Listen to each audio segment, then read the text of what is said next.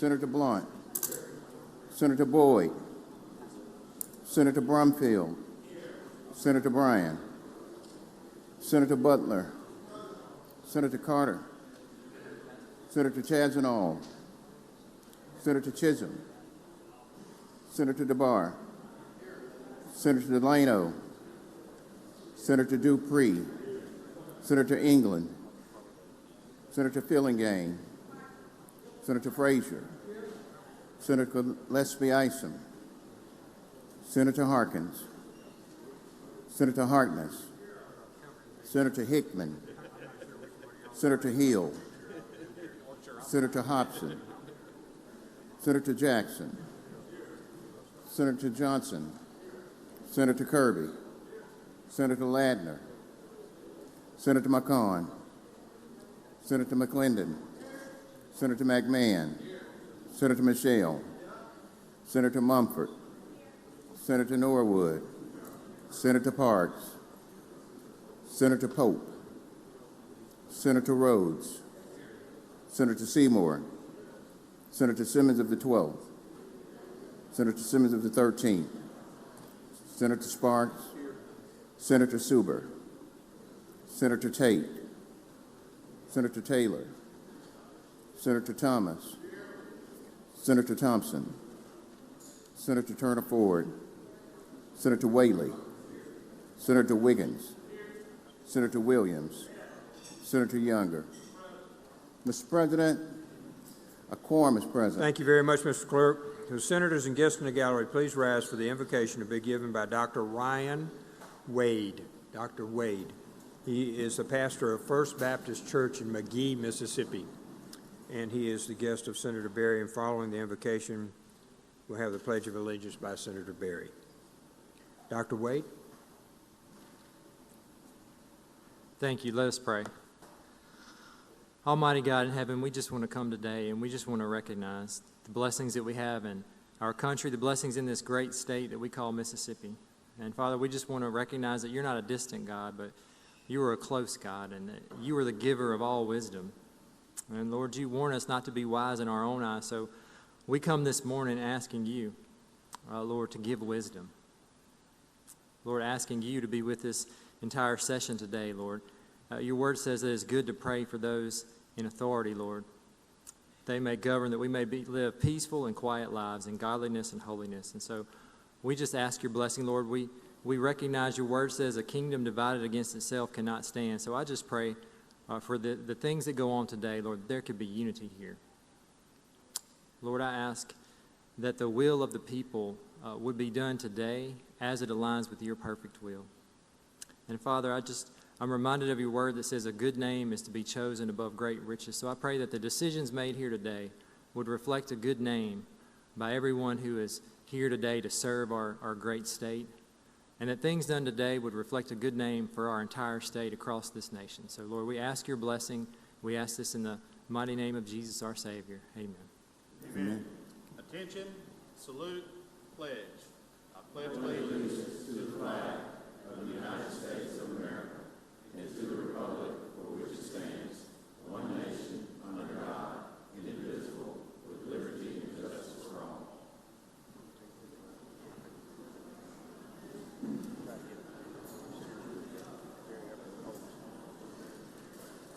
Thank you. Appreciate you coming. I hope you stay with us. It's pretty active day.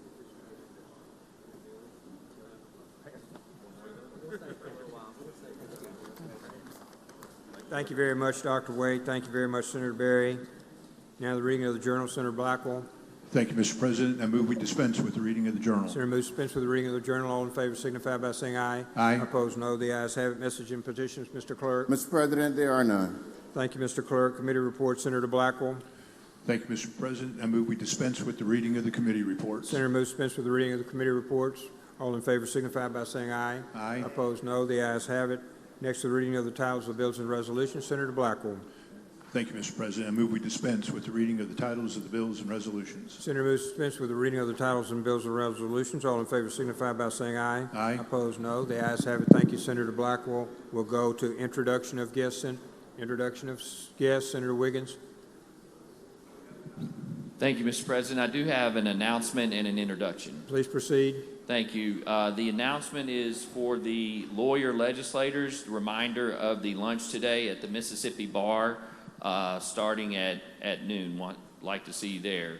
And then on behalf of Senator England and Senator Mike Seymour and anybody else that wants to join in, we have with us Leadership Jackson County. If you'd please stand.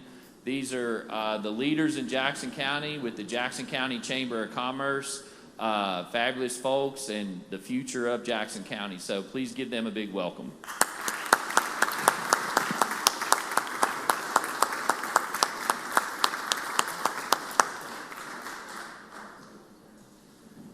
Had one hidden by the post up there, Senator. Okay, Senator Wiggins. You're good. Senator McCon. Introduction, Mr. President.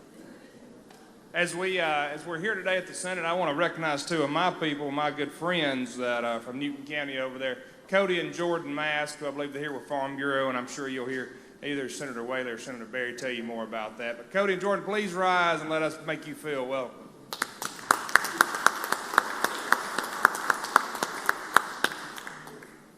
Okay, Senator Taylor.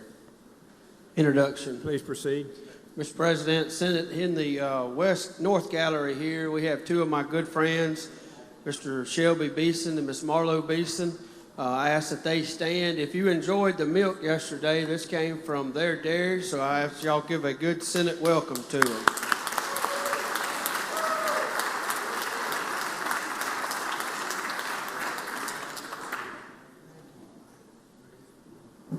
Thank you very much. Senator Turner Ford. Introduction of the Doctor of the Day. Please proceed. Thank you, Mr. President. Ladies and gentlemen of the Senate, if you would turn your attention to the northwest corner of the chamber, we have visiting with us this morning Ms. Dr. Emily Landrum, a family medicine practitioner from Starkville, Mississippi, and she's also accompanied by Ms. Graham Grunsky, who is a student of William Carey University College of Osteopathic Medicine. If you all will give them a round of applause and a warm welcome.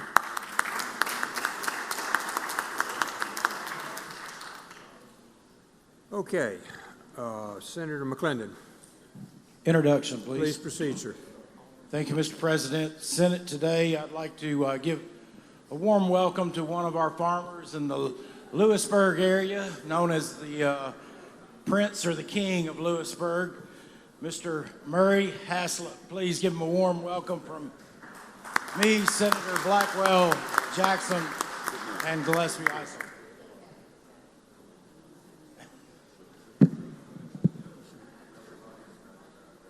Thank you, Senator. Senator Whaley. Thank you, Mr. President. In the North and West Gallery, we have with us joining a group of Farm Bureau members. They are representing the Landmark Leadership Group. I would ask that they please stand and the Senate please make them feel welcome.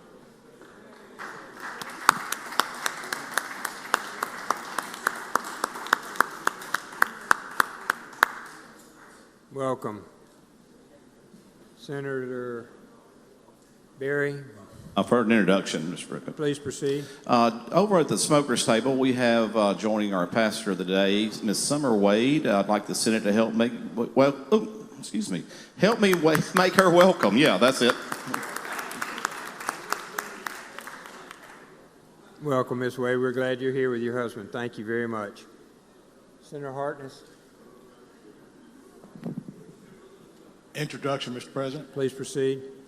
In the North Gallery, the only town probably in Mississippi that can tell you how they're feeling this day, all the way from Soso, Mississippi, we have our own, can't see.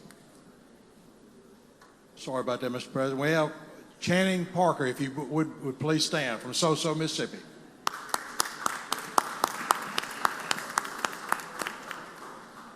Senator Hobson. Thank you, Mr. President. It's my pleasure to recognize a group of adult educators that are here in the Capitol today.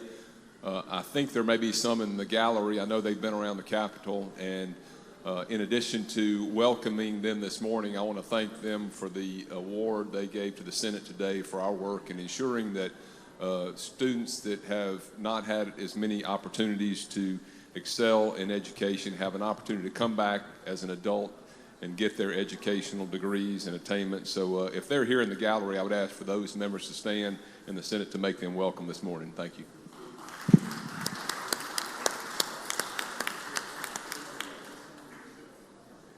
Thank you very much. Anyone else? Anyone else? Senator Brumfield, Thank you, Mr. President, for an announcement. please proceed. I want to personally, on behalf of Chairman Warren Barnett, thank everyone for their continued prayers, their continued phone calls, and all of the text messages and support that we've demonstrated throughout this horrific ordeal that he's experienced. It's been brought to my attention that the Senate takes great pride in our members, and Senator Joel Carter and I want to extend an opportunity for everyone who wants to express some act of kindness to Senator Warren Barnett to please express that kindness to him in a tangible way and send that to Miss Anita Jackson, put that in her hands. I also have an actual list to check off if you want me to check your name off, if you so desire to express your kindness to him. Thank you. Thank you, Senator. We're all praying for Juan and hope for his return as soon as possible. He's at home right now. All right, we'll go to the calendar. Senator Hobson.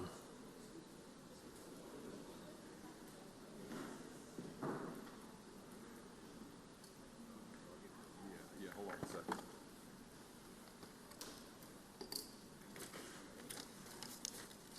Thank you, Mr. President. I ask that we go to item 1 on the calendar and have the title. Mr. Clerk, please read the title. House Bill 1390, State Agencies, bring forward personal services funding allocations in fiscal year 26 budget for certain. Thank you, Mr. President. Usual motion. Yes, your motion. All in favor signify by saying aye. Aye. Opposed, no. The ayes have it. Please proceed, Senator Hobson. Thank you, Mr. President. I'd like to be recognized to explain the strike all. You're recognized to explain the strike all, sir.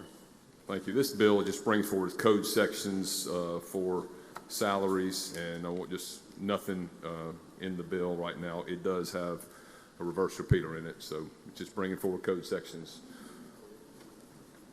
I'll yield for questions if there are. Questions on the bill? Seeing none, Senator, we're ready for your motion. My motion is adopt the strike all. All in favor signify by saying aye. Aye. Opposed, no. The ayes have it. Please proceed. Thank you. Now I ask for passage by use of the morning roll call. Use of morning roll call has been requested. Anyone object? Seeing no objection, is granted. Passed by use of the morning roll call. Thank you. I ask that we go to Anybody item. wish to be recorded as voting no? Present. Seeing none. Passed by use of the morning roll call. Senator. I ask that we go to item 2 on the calendar and have the title read. Mr. Clerk, please read the title. House Bill 1571, ARCA programs and funds, direct transfer of certain available and unexpended funds on September 30, 2026. I make the usual motion. Senator makes the usual motion. All in favor signify by saying aye. Aye. Opposed, no. The ayes have it. I'd ask that you recognize Senator Williams to explain the Senator bill. Williams, you're recognized to explain the bill. Thank you, Mr. President. Thank you, Mr. Chairman. Appreciate it. This is the ARPA bill. This is the identical bill, a companion bill to what we did a couple of weeks ago. As you know, all the monies that have been assigned by ARPA, $1.8 billion, have to be expended by December 31 of this year. This will allow monies that cannot be expended by December 31 to be clawed back September 30th. DFA will be instructed to be able to use those dollars. The first $100 million to MDOT, the next $62 million will go into the lost revenue fund, which would go to cover insurance costs. Any overlay over that would be at the governor's discretion as long as it meets the ARPA guidelines. As I said, this is an identical bill to the bill we passed a few weeks ago. I yield for questions, Mr. President. If there are no questions, I request passage by use of the morning roll call. Questions? Seeing none, use of the morning roll call has been requested. Does anyone object to the procedure? Part is voting no. Present. Passes by use of the morning roll call. Thank you, Senator Williams. Senator Hobson. I ask that we go to item 3 and have the title read. Clerk, please read the title. House Bill 1655, Office of State Aid, Road Construction, bring forward provision regarding state aid, engineer, and other personnel. I make the usual motion. Usual motion. All in favor signify by saying aye. Aye. Opposed, no. The ayes have it. Please proceed. Thank you, Mr. President. This is an effort to move the director of the state aid road construction out from the current tie that it has to the assistant engineer, chief engineer of the Department of Transportation. This would put it under recommendation of the State Personnel Board. So the director of state aid road would go from the tied into MDOT to under the SPB requirements. And this would have to be approved by the governor before there could be any change in the salary.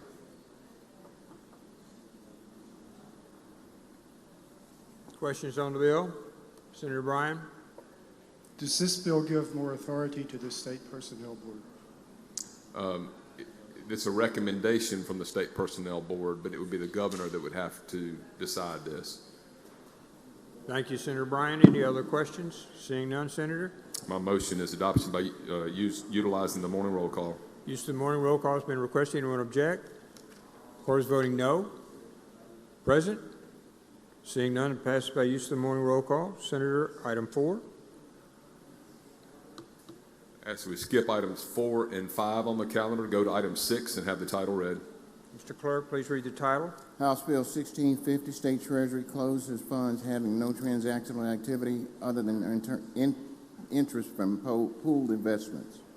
I'll make the usual motion. Makes the usual motion. All in favor signify by saying aye. Aye. Opposed, no. The ayes have it. Please proceed, Senator. Thank you, Mr. President. This is a bill that we've already passed here. This would require that every account that is dormant would be checked by the state treasurer and the state fiscal officer and be closed if there's no activity in that account. For those accounts that are sitting out now that have investments, this would require them to be into pooled investments where they're earning interest on them, so there are no funds that are sitting out there that are not acquiring interest. And also this would include the every 4 years that there would be a full reporting on every account. This is the same bill that we've already passed in the session. This is identical to what we've already passed out previously in the Senate bill. I'll yield for questions. Questions on the bill? Seeing none, Senator, we're ready for your motion. My motion is that we pass it by use of the morning roll call. Use of the morning roll call has been requested. Anyone object? Wish to be recorded as voting no. Present? Seeing none, the bill passes by use of the morning roll call. Please proceed, Senator. I'd ask we go to item 7 on the calendar and have the title read. Mr. Clerk, please read the title. House Bill 1651, State Agencies prohibit spending for private, personal, or professional services unless such cannot be provided by another state agency. I make the usual motion. Senator makes the usual motion. All in favor signify by saying aye. Aye. Opposed, no. The ayes have it. Please proceed, Senator Hobbs. I move adoption of the strike call and ask to be recognized to explain. You're recognized to explain, sir. Thank you, Mr. President. Some of you that have been here a while may remember that we, years ago, stripped away the requirement that agencies would be able to charge other agencies for use of certain facilities, venues, opportunities. This has become a little bit of a problem with a couple of our agencies. I think particularly to something like the 2 museums, where a lot of our state agencies are using those museums at no cost to archives and history. We do have some other ones that come to mind, like the Ag, Fairgrounds, and the site out there on Lakeland too, the Sparkman Auditorium and some of those sites, and also some of our state parks. What this would do would require, and by the way, some of the problem exists because a lot of state agencies will reserve these facilities and tie them up and not allow them to be able to utilize it for private entities to come in and pay the full cost that they would pay to rent the facilities. So this would say that for any agencies that are using another state agency's facilities for rent, they would pay them 50% of the fair market value of the use of that property. This would help some of our agencies better organize and utilize their spaces that they have. That's what this strike all does, Mr. President, and I will yield for questions. Senator Whaley, for what purpose, sir? Question, please. You yield, Senator? I yield. Senator Whaley is recognized. Thank you, Mr. President. Thank you, Mr. Chairman. I heard you mention the fairgrounds. Will this have any effect on livestock shows and the children being able to utilize those facilities? Are those county, do they rent that out? I'm not sure if they rent them from the, but it's state agencies, so if it's a county, it shouldn't apply. But if there's another state agency that would be renting it, they would have to pay 50% of the fair market rental value of that property. Well, I do know that here at the State Fairgrounds for State Fair Dixie National, I know that is it's an event that's scheduled by 4-H FFA. They work very largely in conjunction. I'm just wanting to make sure that we're not inadvertently passing on a charge to these students. No. That's my basis of my question. Yeah, sure, I understand. No, there's no intent, and that would not be in here to charge the students any of that rental.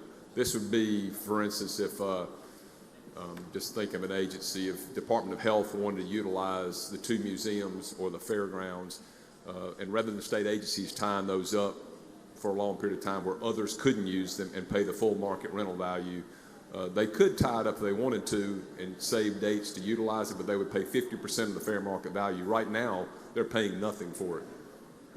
Thank you, sir. Thank you, Senator. Thank you, Senator. Senator? You're ready? If no further questions, I move adoption of the strike all. All in favor signify by saying aye. Aye. Opposed, no. The ayes have it. Please proceed. Now I move passage by use of the morning roll call. Use of the morning roll call has been requested. Anyone object? Voting no. Present? Seeing none, bill passes by use of the morning roll call. Number 8, Senator. Thank you, Mr. President. I'm going to ask that we skip items 8 and 9, have them retain their place on the calendar. 8 and 9 retain their place on the calendar. Senator Harkins. Finance, we'll go to item 10, Senator Harkins. Thank you, Mr. President. I'd like to skip item 10 and 11, have them retain their place on the calendar. Go to item 12, House Bill 1345. 10 and 11 retain their place on the calendar. Item 12, Mr. Clerk, please read the title. House Bill 1345, cigarette and ends product, provide for administrative forfeiture of for violation of state directory laws. Make the usual motion. Good motion. All in favor signify by saying aye. Opposed, Aye. no. Please proceed. My motion is we adopt the strike all and recognize Senator Johnson to explain Senator the strike Johnson, all. you're recognized to explain the strike all. Thank you, Mr. President. This bill deals with cigarette and ends products that are illegal, and currently there is no mechanism for the state to confiscate these items through administrative forfeiture. It is only items that are deemed illegal. There is a cap of $20,000 worth of product in this legislation.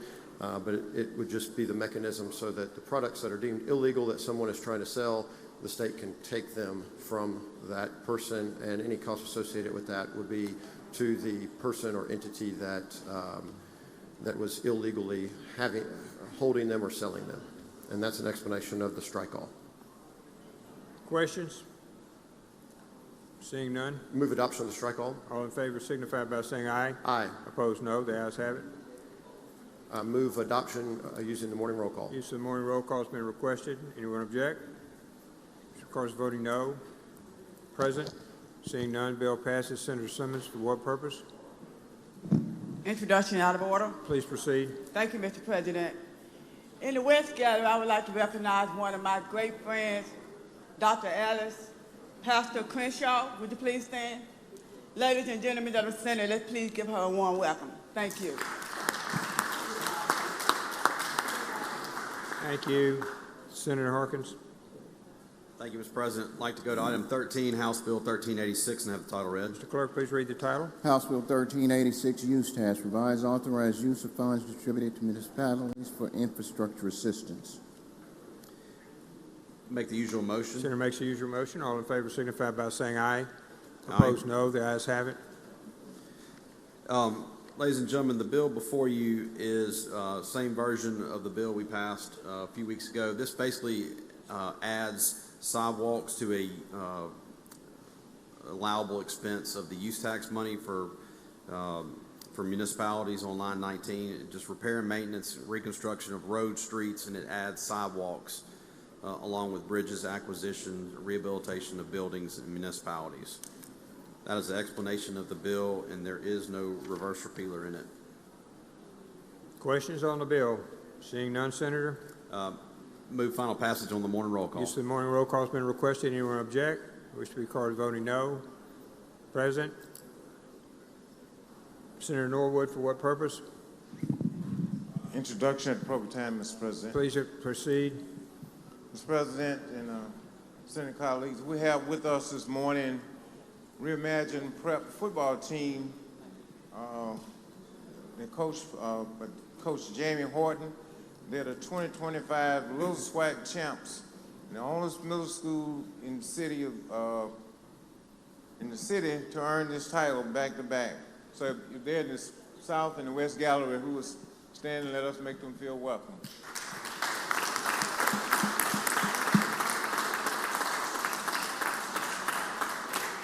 And I think they're holding the hardware.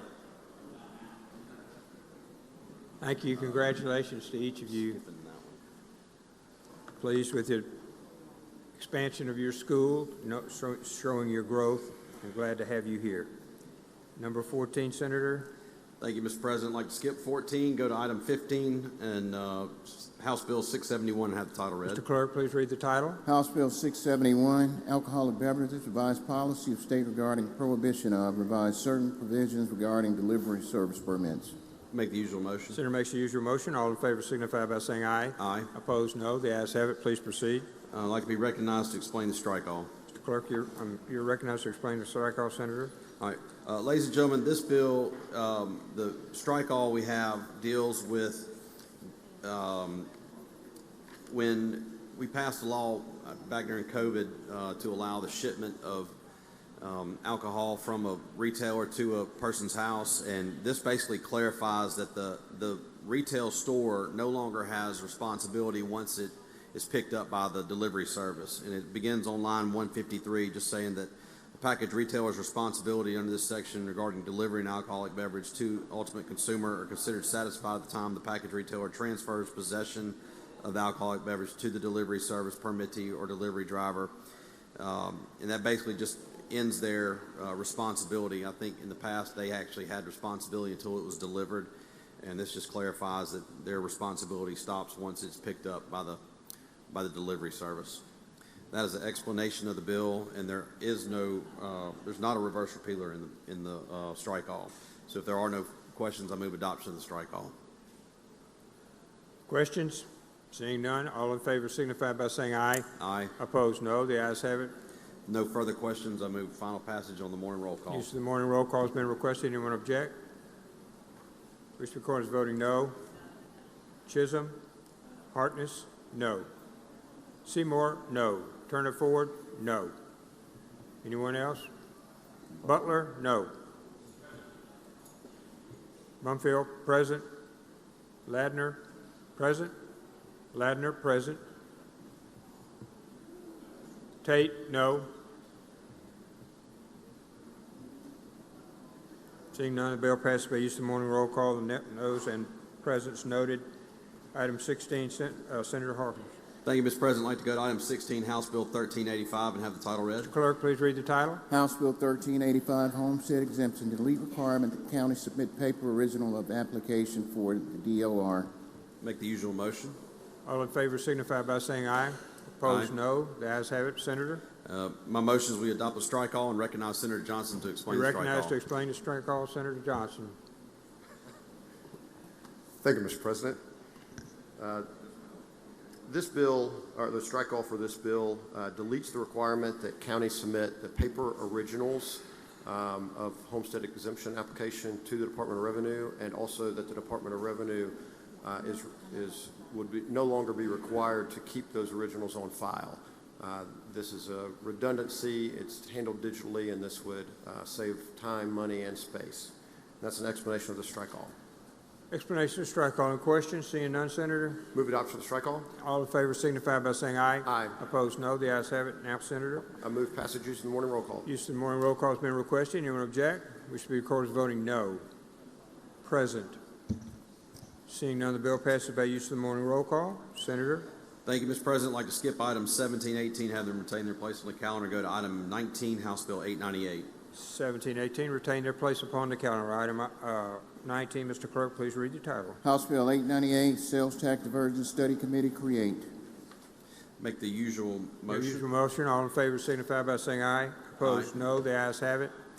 I'd like to be recognized to explain the You're recognized to explain the strike all, Senator. Thank you, Mr. President. Ladies and gentlemen, this is a study committee for studying sales tax diversions. I think we've all had a couple of cities that have just raised the question that sometimes they find businesses that they're paying sales tax to the state that are not getting diverted back to the municipality.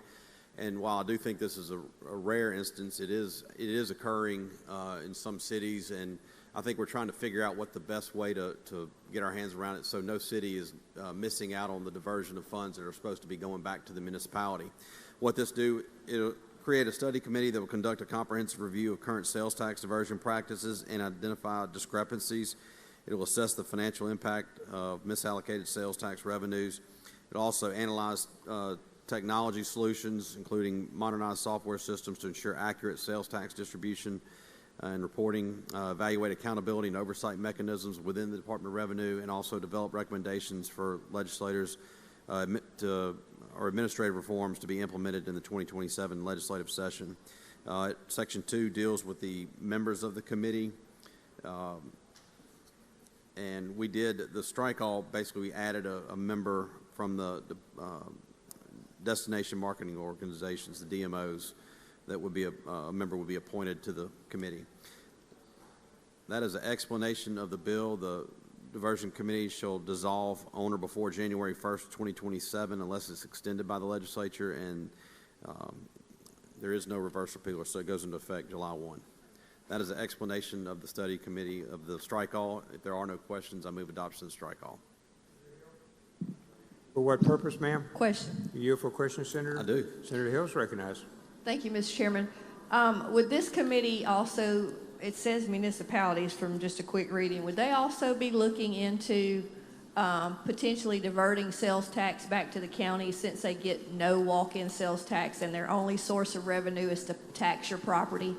Yeah, it doesn't speak to policy changes on who gets sales tax diversions. I think it's just studying the existing diversion system and making sure that businesses are actually being reported in the proper municipality.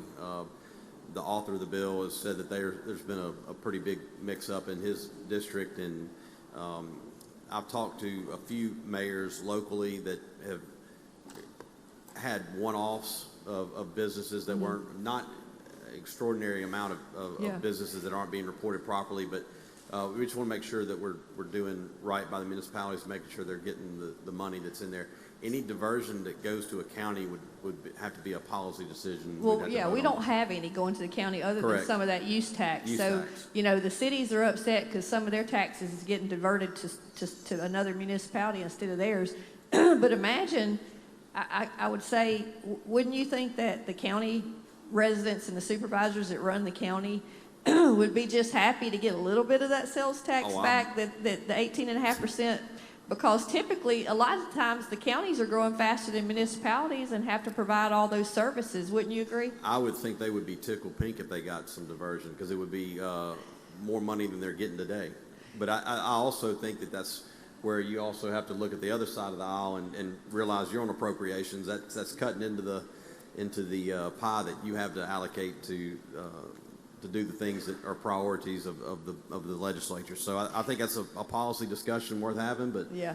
Well, and also, if we did that, we could designate where that money should be spent. Like it could be spent for the community. We could designate that some of it be spent for the community mental health centers or law enforcement or something like that. That that would really not too much cut into what we're doing, because right now we're having to add money in some of those areas like community mental health and stuff like that. So, we could probably satisfy two things at one time, maybe, if we looked at that. Because I mean, I don't know about your constituents, but what mine talk to me about is their property taxes in the county.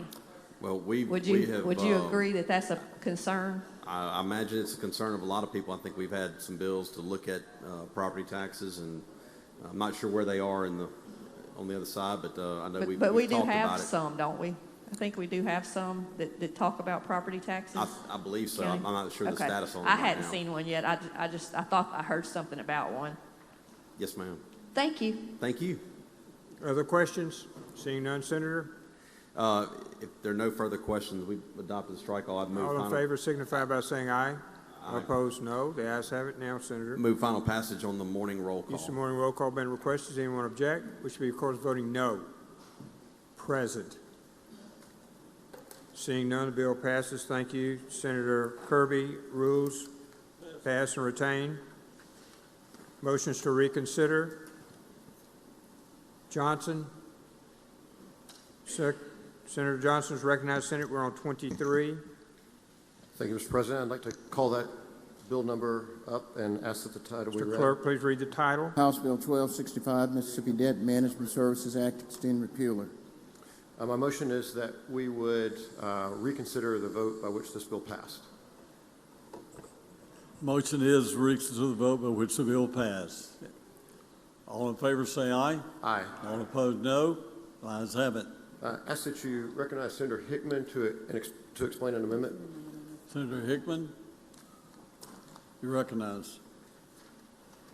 Thank you, Mr. President. Thank you, Chairman Johnson. This amendment, the bill was to extend the repealer. After doing some research and talking to the people at the commission, this repealer has been extended since 2006, so 20 years.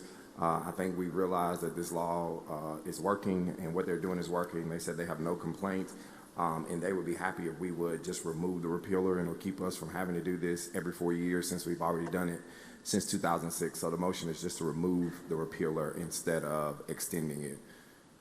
All right, the motion is to remove the repealer, correct? Well, the motion is to adopt the amendment. Adopt the amendment, okay. All in favor say aye. All opposed, no. Amendment's adopted.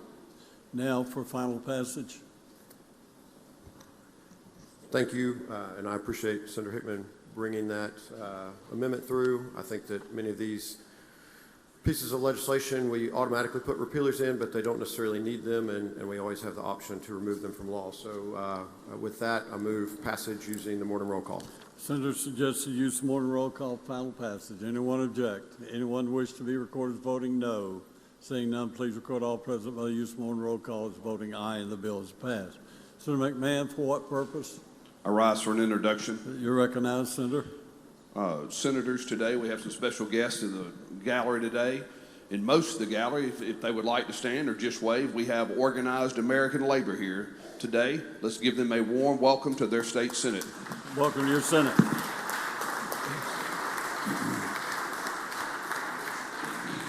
Under the leadership of Michael Hodges. Thank you, Senator. Okay, we'll go to the next item, item 24. Senator Barrett, pass and retain. Go to the concurrence calendar, item 25. Senator DeBar, pass and retain. 26. Senator McCon. Mr. President, I would ask that we call up item 26, Senate Bill 2632, and have the title read. Please read the title. Senate Bill 2632, Local Governments Disaster Recovery Emergency Loan Program create. Mr. President, my motion is that we do not concur and invite conference. Motion is we do not concur but invite conference. All in favor say aye. Aye. All opposed, no. The ayes have it. Senator, thank you. Go to general calendar, item 27. Senator Bryan, pass and retain. 27, 28, also Senator Bryan. 29, 30, and we'll go to judiciary. I see item 31. Senator Fillingane, recognized.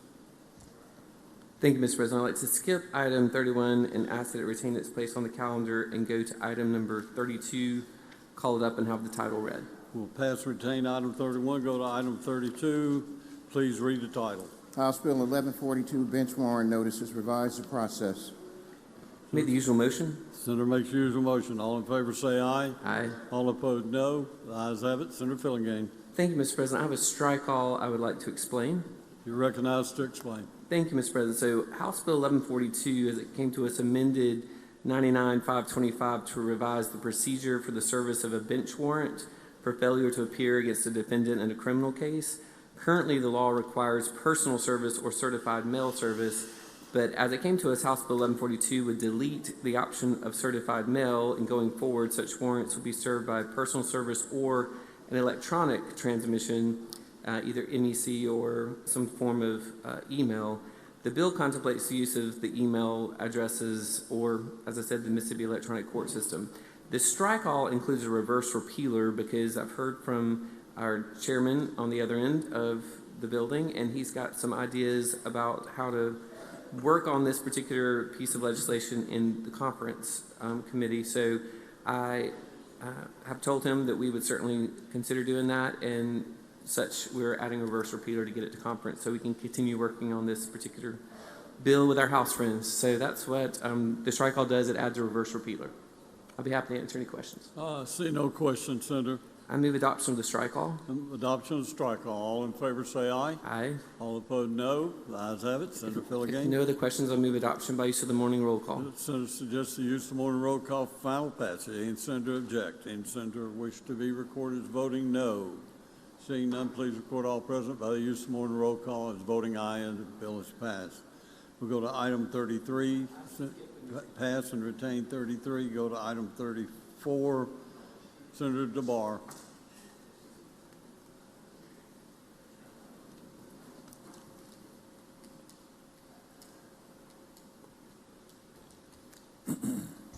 Thank you, Mr. President. Call that item up and have the title read. Please read the title. Senate nomination number 3, Candace K. Hunt, Tupelo, Mississippi. Mississippi Charter School authorized a board term effective September 1st, 2025, and will end August 31st, 2028. Make the usual motions. Senator makes you, it's not necessary, Senator. Thank you, Mr. President.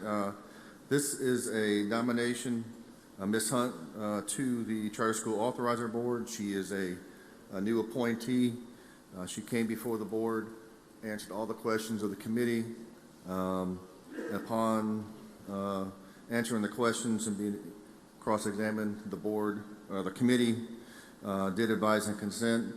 There is no derogatory data in her background, and my motion is we do advise and consent. Okay, motion is to advise and consent. Senator McMahon, for what purpose? I'd like to quickly speak on the motion.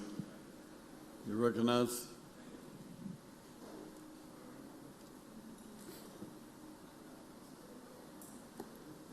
Thank you, Chairman. Thank you, Mr. President. Thank you, Mr. Chairman. I just wanted to bring it to the attention of this body that she is a highly qualified individual. She is not from Mississippi, but she represents the very best of Mississippi. In many ways, I kid her. I know her personally, and I kid her that she moved to Mississippi and we country fried her. Her children went to public schools. She is an avid public school supporter, and I'm happy to have her serving on the charter school board because she is she's someone that really appreciates public education, and she also appreciates sometimes that parents need a little different gear for their children, and so she brings that expertise and that passion to the charter school board. I would ask you to support the nomination. I yield. Thank you, Senator. The motion is we do advise and consent by use of the morning roll call. All in favor say aye. Anybody wish to be recorded as voting no? All opposed, no. Does anybody wish to be recorded as Yeah, is anyone, I forgot, anyone wish to be recorded as voting no? My bad. Seeing none, please record all present by use of the morning roll call. Okay, item 35. Thank you, Mr. President. Call that item up and have the title read. Please read the title. Senate nomination number 4, Ruth Carolyn Carol Gary, Brookhaven, Mississippi. Mississippi Charter School authorizer board term effective September 1st, 2025, and will end August 31st, 2028. Thank you, Mr. President. Ms. Gary came before the board, the committee. She was appointed by the Lieutenant Governor to she's a new appointee. She answered all the questions of the committee. No derogatory data in her background. She seemed to be qualified, and therefore the committee did advise and consent. There are no questions. My motion is we do advise and consent by use of the morning roll call. Are there any questions? See no question. The motion is we do advise and consent by use of the morning roll call. Any senator object? Any senator wish to be recorded as voting no? Seeing none, please record all present by the use of the morning roll call as voting aye. Do advise and consent has passed. Senator? Thank you, Mr. President. Call up item 36. Have the title read. Please read the title. Senate nomination number 5, Marcy Tom Scoggins, originally Mississippi, Mississippi Charter School authorizer board, term effective September 1st, 2025, and will end August 31st, 2028. Thank you, Mr. President. Ms. Scoggins is a reappointment to the authorizer board. She did not come before the committee to answer questions. However, The committee had an opportunity to review her background report. There is no derogatory data. She seems to be doing a good job on the board. Therefore, the committee did advise on consent. And that's my motion, is that we do advise on consent by use of the morning roll call. Seeing no question, Senator moves that we do advise consent by use of the morning roll call. Does anyone object? Anyone wish to be recorded as voting no? Seeing none, please record all present by use of the morning roll call as voting aye. Do advise the consent has been approved.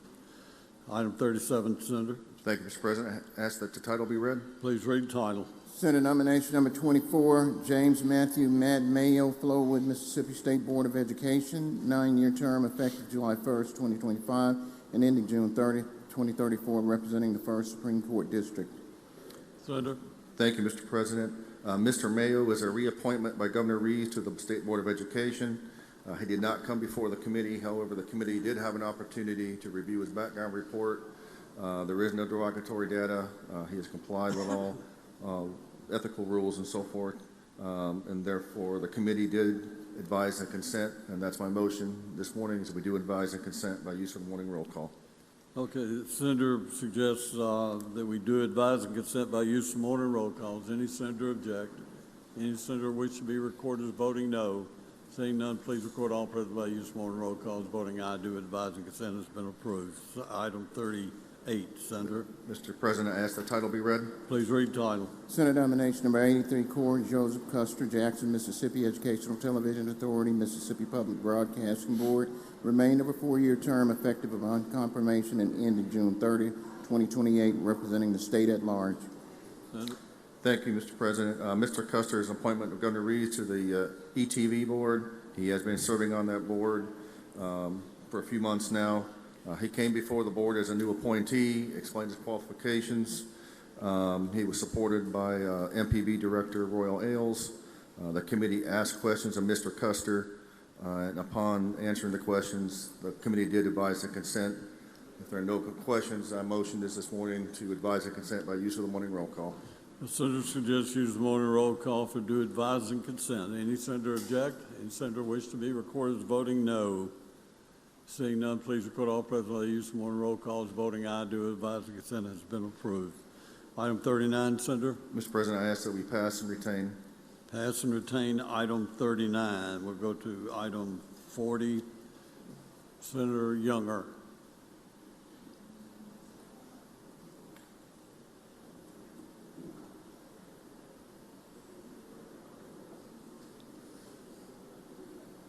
Thank you, Mr. President. Have item 40 called up, please, and read. Please read the title. House Bill 223, Memorial Highways, designate a segment of Mississippi Highway 537 in Jones County as the Sergeant John Howard Tanner Memorial Highway. Make the usual motion. Senator makes the usual motion. All in favor say aye. All opposed no. The ayes have it. Senator Younger. This segment of Highway 537, located in Jones County, Mississippi, will begin at Lake Como Road and extend for a distance of approximately 1 mile in the southerly direction of Doris Tanner's Flowers, located at 3635 Highway 537, Laurel, Jones County. It's designated and should be known as Sergeant John Howard Tanner Memorial Highway. If there are no questions, make use of the morning roll call. Seeing no questions, the senator suggested use of morning roll call final passage. Any senator object? Any senator wish to be recorded as voting no? Seeing none, please record all present by use of morning roll calls. Voting aye, and the bill is passed. Item 41, Senator. Please have the title read. Please read the title. House Bill 342, Memorial Highways and Bridges, designate various segments of public roadway as upon certain conditions. Make the usual motion. Senator makes the usual motion. All in favor say aye. All opposed no. Ayes have it. Senator Younger. This is various segments of the state public roadway system in the state of Mississippi shall be designated as memorial highways in honor of several individuals for whom the resolutions officially and duly adopted by the relevant local governing authorities and spread upon its minutes, requesting the designations of such. The segment of Mississippi Highway 370 located in Itawamba County, Mississippi, beginning at Lee-Itawamba County line, extending to easterly direction to its intersection with Houston-Palestine Road in Itawamba County. Designation shall be known as Roger Campbell Memorial Highway. Section 3, the segment of Mississippi Highway 363 located in Itawamba County, Mississippi, beginning at its intersection of Centerville Road and extending northwesterly direction to its intersection with Hall Road in Itawamba County. This shall be known as the Jacob Edward Kent Memorial Highway. We also have an amendment to put in on this, Mr. President. You're recognized for the amendment.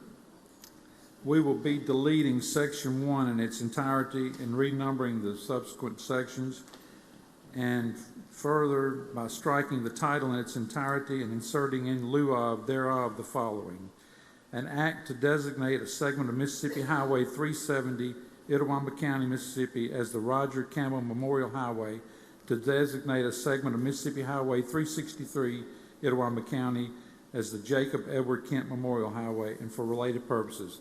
Make a motion to adopt the amendment. Motion is to adopt the amendment. Any questions? All in favor of the amendment say aye. All opposed, no. The ayes have it. Amendment is passed. Senator Younger?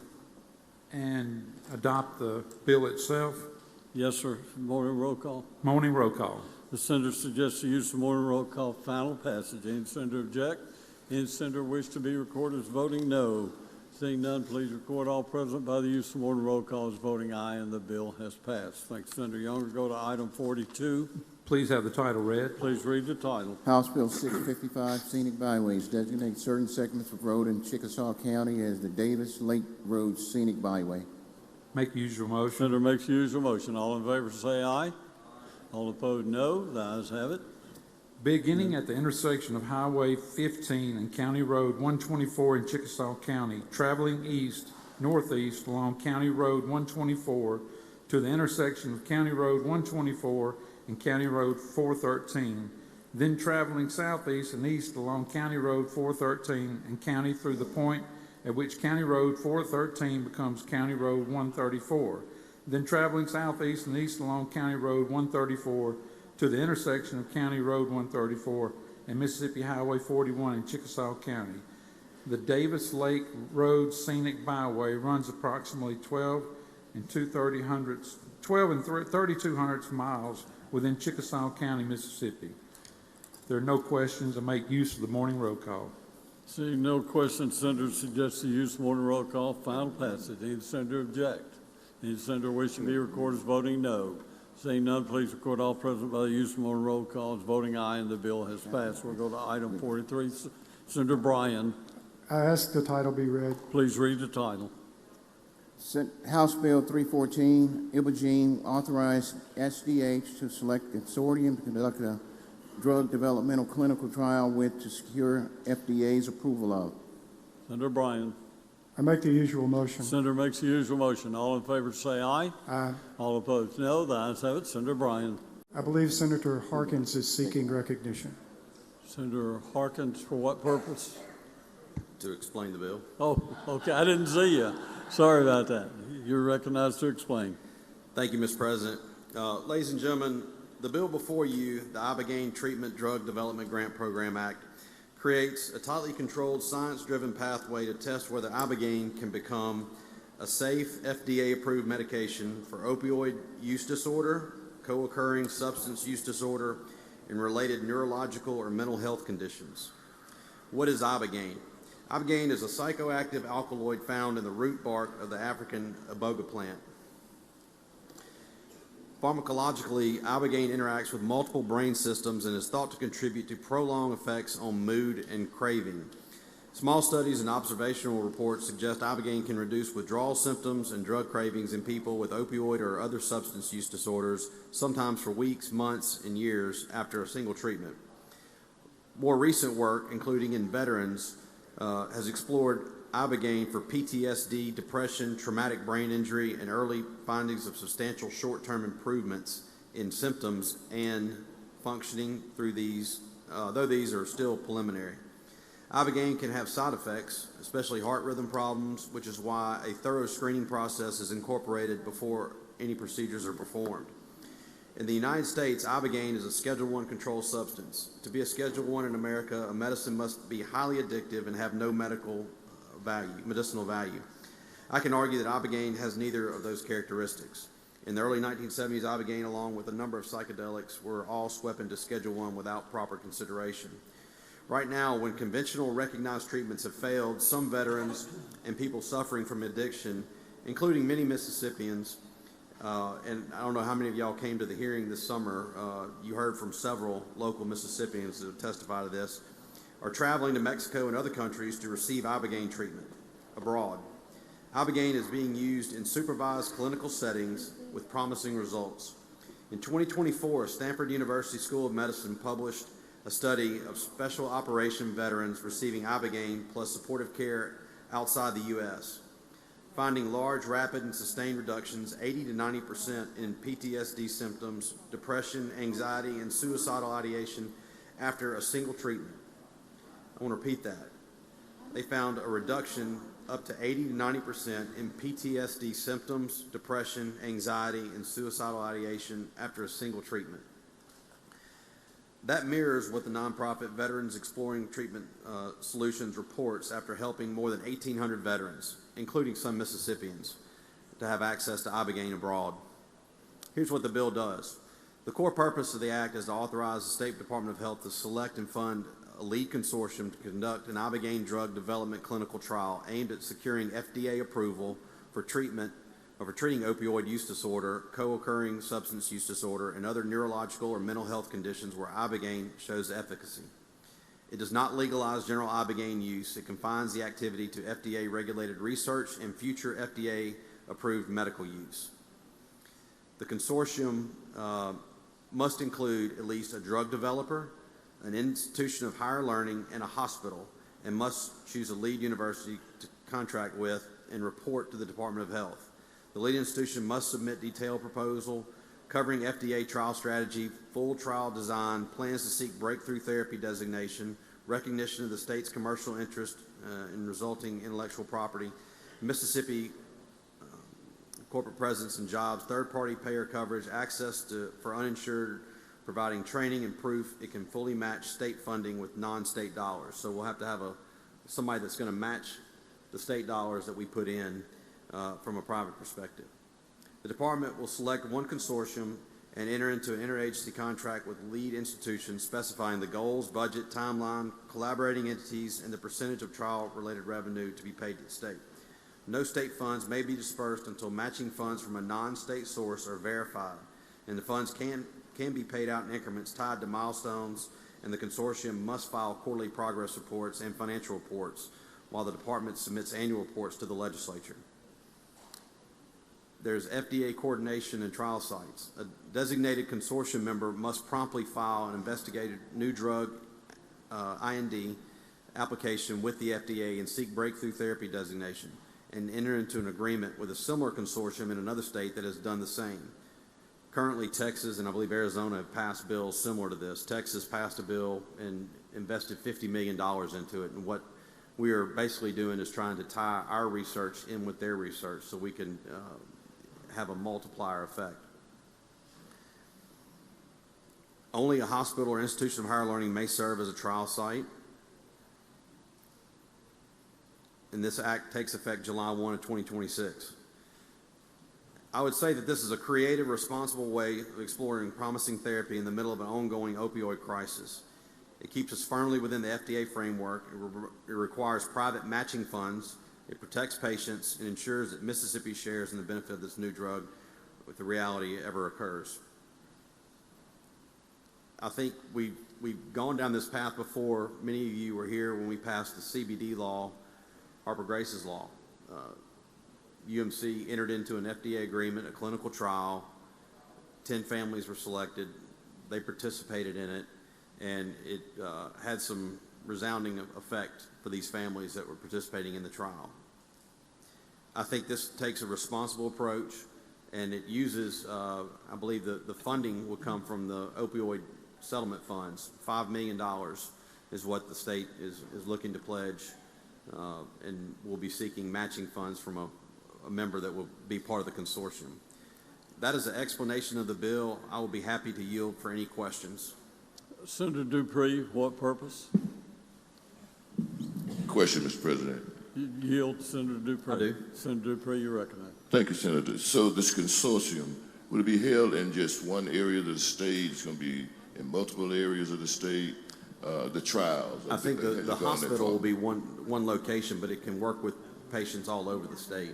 Okay. So they would have to come to that hospital for the trial. That was going to be my And question. that process is about a 3 or 4 day, it's overnight application. It's not something you go in, get a pill, and leave. It's something you check in. It's overnight.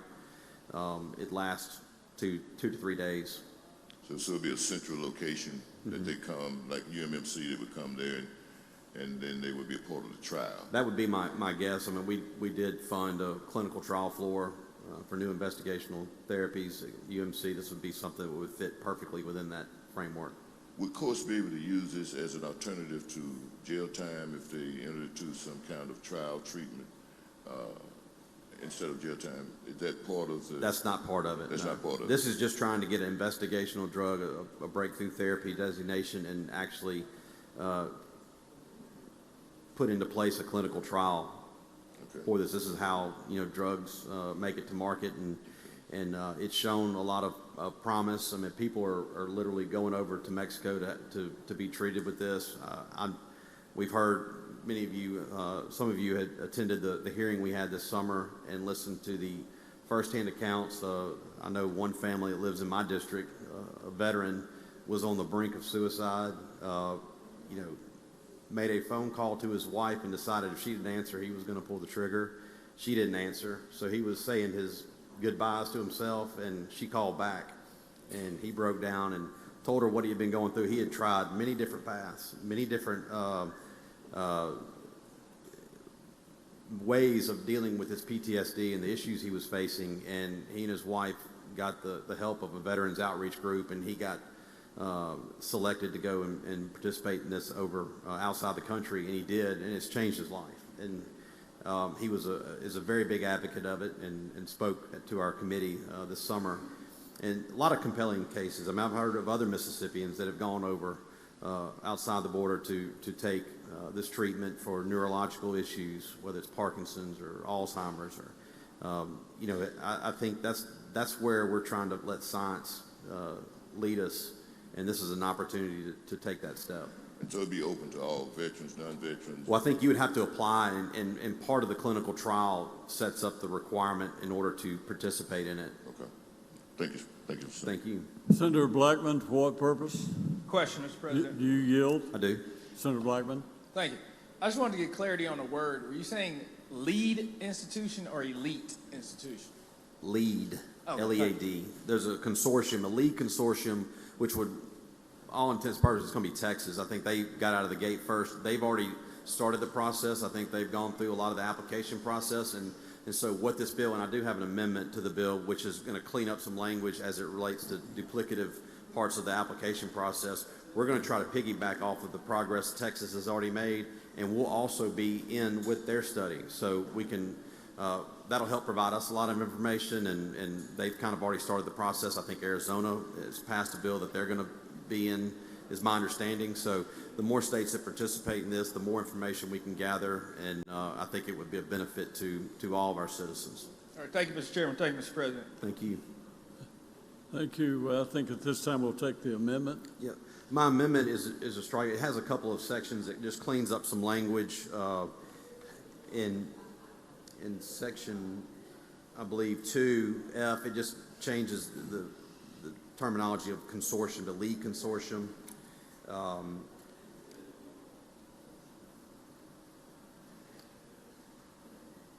And it requires in section D on line 107, it just requires some coordination with the lead consortium. It just, again, identifies lead consortium. And in section 8, it's just an agreement with a lead consortium. So it's just trying to fix some of the duplicative application process that's already taken place, and so we're just trying to make this a little more streamlined.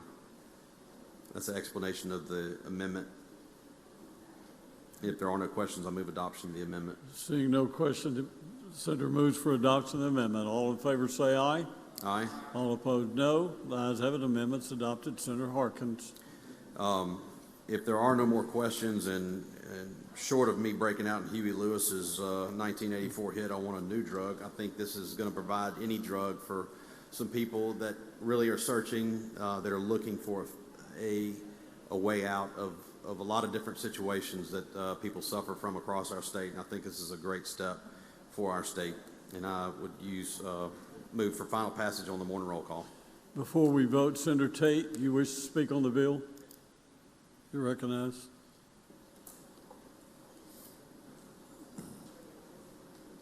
Ladies and gentlemen of the Senate, we have a serious issue in our country with veterans taking their lives and with veterans with mental health problems. I was chair of a task force over the summer and over the winter to talk to individuals about what we can do, and it all kept circling back to Ibagane. This is a miracle drug. This is a drug that under President Nixon was one of dozens that were Schedule I. This is not an addictive drug. This is not something that you want to do. But this is legal in Mexico, and veterans have been going to Mexico to have this done to help with their TBI and their PTSD, and they are getting in the high 80 to low 90% success rates. There's nothing else that's touching this.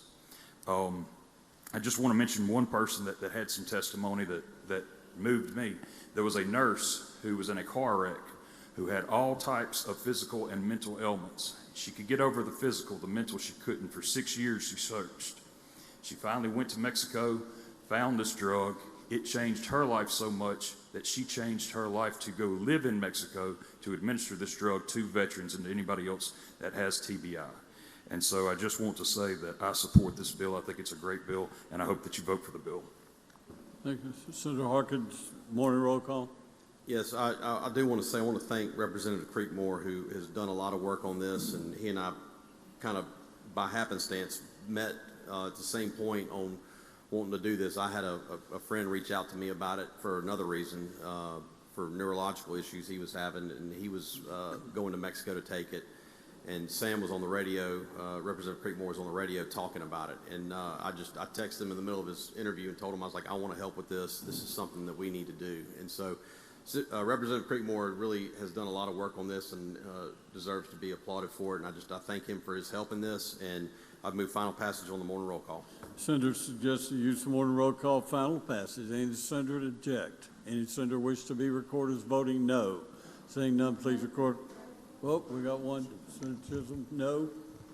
Senator Chisholm, no. Anyone else? Seeing no others, please record all others present by use of morning roll call as voting aye. Senator McMahon, for what purpose? Rise for an introduction. You're recognized. Senators, in the North Gallery today, I would like to ask Aiming for Healthy Families Educational Nonprofit to stand. On behalf of the Northeast Mississippi Senators, Aiming for Healthy Families is an educational nonprofit that teaches our schools and communities about healthy relationships, teen pregnancy prevention, STD awareness, and other at-youth risk behaviors. They help our school districts meet legislative mandates in Alcorn, Tippah, Tishomingo, Itawamba, Prentiss, Pontotoc, Lee, and Monroe counties. They're a great educational partner. Let's give them a big Senate welcome. Welcome to your Senate. Okay, we'll go to item 44, Senator Johnson. Thank you, Mr. President. I'd like to go to that item and ask that the title be read. Please read title. House Bill 547, check cashers and Mississippi credit availability licensees authorized to pass credit debit card fees to customers. Make the usual motion. Senator makes the usual motion. All in favor say aye. Aye. All opposed no. The ayes have it. Senator Johnson. As we discussed in some other bills, there is a interchange fee or processing fee for credit card transactions and debit card transactions. Every vendor has the option to charge a fee in line with that to offset that cost. For people in the check cashing and under the Mississippi credit availability licenses, they are unable to charge those fees without authorization from the legislature. This would allow them to charge the commensurate fees for what they're paying on credit card or debit card processing or interchange fees. And that's an explanation of what the bill does. Okay, Senator Williams. Question, Mr. President. You yield? Yes. What is that fee? How much?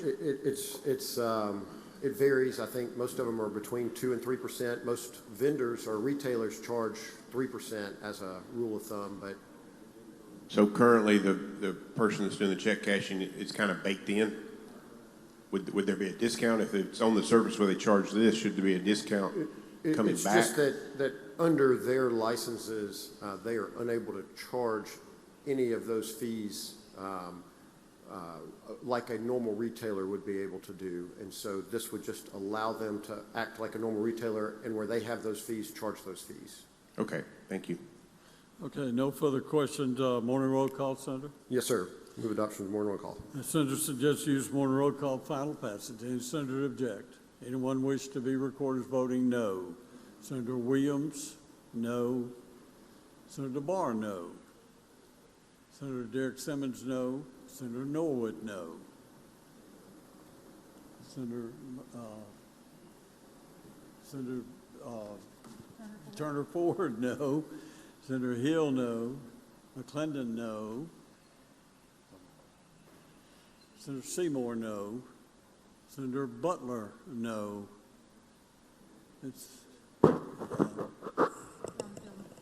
Senator Butler, no. And so who is that? Yeah, Brumfield, no. Blackman, no.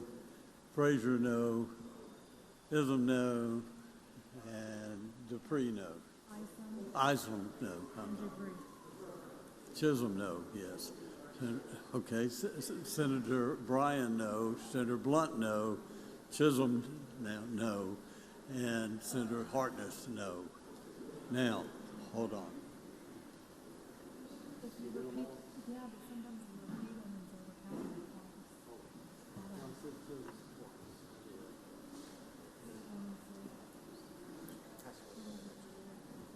I'm sorry, did what?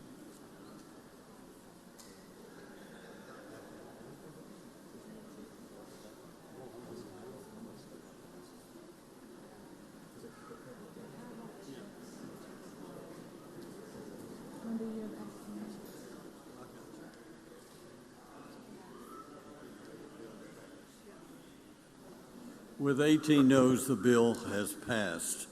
We'll go to the next item. We'll pass and retain. We'll go to item 46, pass and retain. Item 47, Senator Michelle. Thank you, Mr. President. I'd like to pass item 47 and ask that it retain its place on the calendar, and go to item 48, House Bill 1117, and ask that the title be read. We'll pass and retain item 47. Go to item 48. Please read the title. House Bill 1117, Creating Transparency and Accountability and Dental Services Act, create to require annual reporting.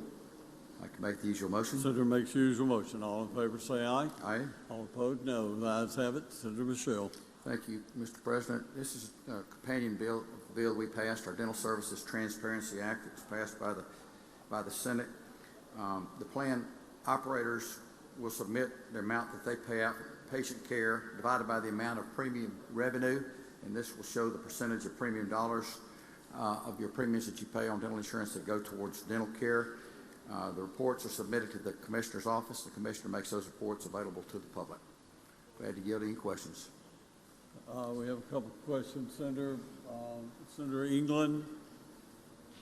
What purpose? Question, Mr. President. You yield Senator England. Yes. Senator England, recognized. Thank you. Senator Michelle, I know we had the companion bill here in the Senate, but I think there was a different effective date in that bill. Is that correct? Not effective date. This information compiles the information that's already completed from the calendar year 25, and will make them. This bill is effective upon passage, and it will be due in June 30th. Okay. Is that? And maybe I looked at it wrong. I thought we had a 2027 date in our bill versus 2026. Yes. And this bill has 2026? Yes. What is the reason for that change? That was the way the House bill came to us, and the data already exists for 2025, so we're asking the companies to report that data to the Insurance Commissioner, and the Insurance Commissioner is supposed to make it public in December. Okay. I know I voted on I think I actually co-sponsored the Senate bill with the 2027 date in it. Would you consider that to be a friendly amendment if we did that with the House bill at this time to make it match our language? I don't know why you'd want to delay. What would be your reason for wanting to delay on getting the information? It's already available. 2025 has already passed. Well, I know when we voted on it, that would have given some time for this to be looked at to make sure the definitions were shored up and everything was good with our bill. And I'll just ask you also, can you tell us why we had 2027 in our bill versus the 2026? I think that would explain why we would want to do that here with this one. We could wait till 2028 if you'd like, but the idea was to go ahead and get the data together. There won't be anything. It'll take several years of data to come up with any reports that we might want to look at, but once we have the data, then we'll be able to look at the information. Okay. Would you be amenable to an amendment that made this match our bill? I think it's a good bill. I'd hate for it to have to go back to conference. I don't see any reason to delay getting the data. Not personally, I would not support that amendment. Okay. Thank you, Senator Michelle. Thank you. Okay, Senator Williams, what purpose? Question, Mr. President. You yield? Yes. Thank you. Thank you for your work on this. Appreciate it. Will this bill require a disclosure of the percent of amount of money paid in premiums versus the administration, if you will? Yeah, it's a relationship between the amount of money paid in premiums and the amount of money that goes towards actual dental services. Is there a requirement for a minimum payout or just disclosing that information? No, the original interest was to maybe get a required minimum payment, medical loss ratio, but we have not gone that route at all. This is no requirement. This is just transparency. So we're just collecting data. There's no requirement in here for a certain percentage to be paid out. Well, thank you. I think this is a very good bill. Thank you. Thank you. Thank you, Senator. Senator Hickman, what purpose? Question, Mr. President. You yield? Yes. Senator Hickman. Just a quick question. I guess kind of go back to the question Senator England was asking. Would this require, like, the companies that are reporting go back and pull data from, like, I think 2025, maybe because it's my understanding that the reason why we had the date that we had in ours is so that they would report their 2026 data in 2027 and not have to go back to a closed year. Is that what's going to happen with us making the date 2026? Senator, the data that they've already collected for 2025, we're just asking them to make that available to us. Okay. And one other question. Is Medicaid included in this legislation? No, sir. On line 102, the provisions of the act shall not apply to plans under Medicaid or the Mississippi Children's Health Insurance Program. So it does not apply to them. So just private companies are doing this reporting. Thank you. Thank you. Okay, Senator Derek Simmons, what purpose? Question, Mr. President. You yield? Yes. Senator Simmons. Thank you, Mr. President. Can we go back to line 105? And this is a follow-up, Mr. Chairman, as it relates to Medicaid being included or not included. It says the provision of this section shall not apply to the benefit plans under Medicaid. Is there any particular reason why Medicaid is not included? Just trying to simplify the data. This will get us the information. This is just a transparency bill and just trying to collect data. And would you oppose an amendment that would strike not on line 105 so that Medicaid will be included? If you're interested in offering that, I'd need more data. I have an amendment at the appropriate time, Mr. President. Please bring it forward.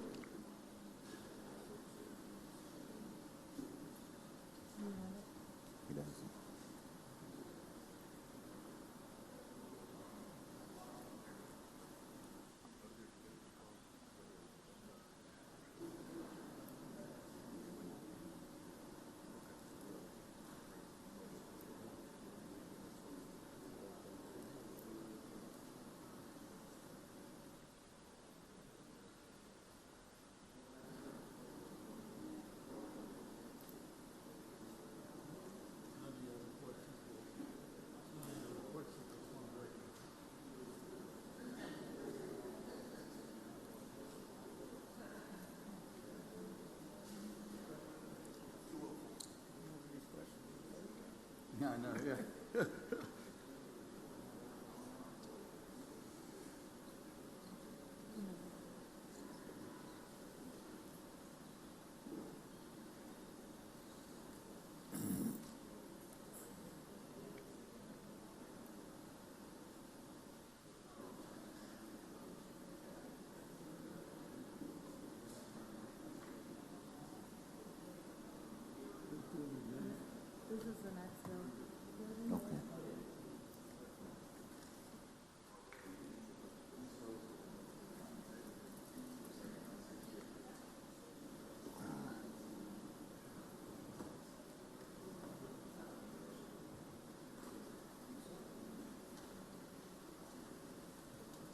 Senator, you ready to explain the amendment?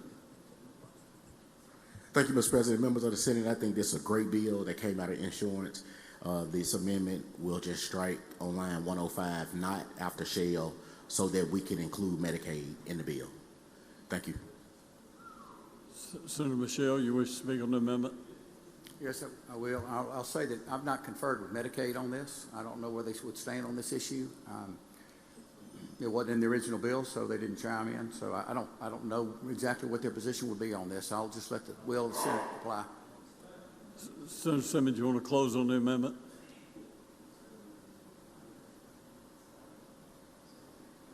Thank you, Mr. President. I ask that you all support the amendment as the bill continues to move through the process.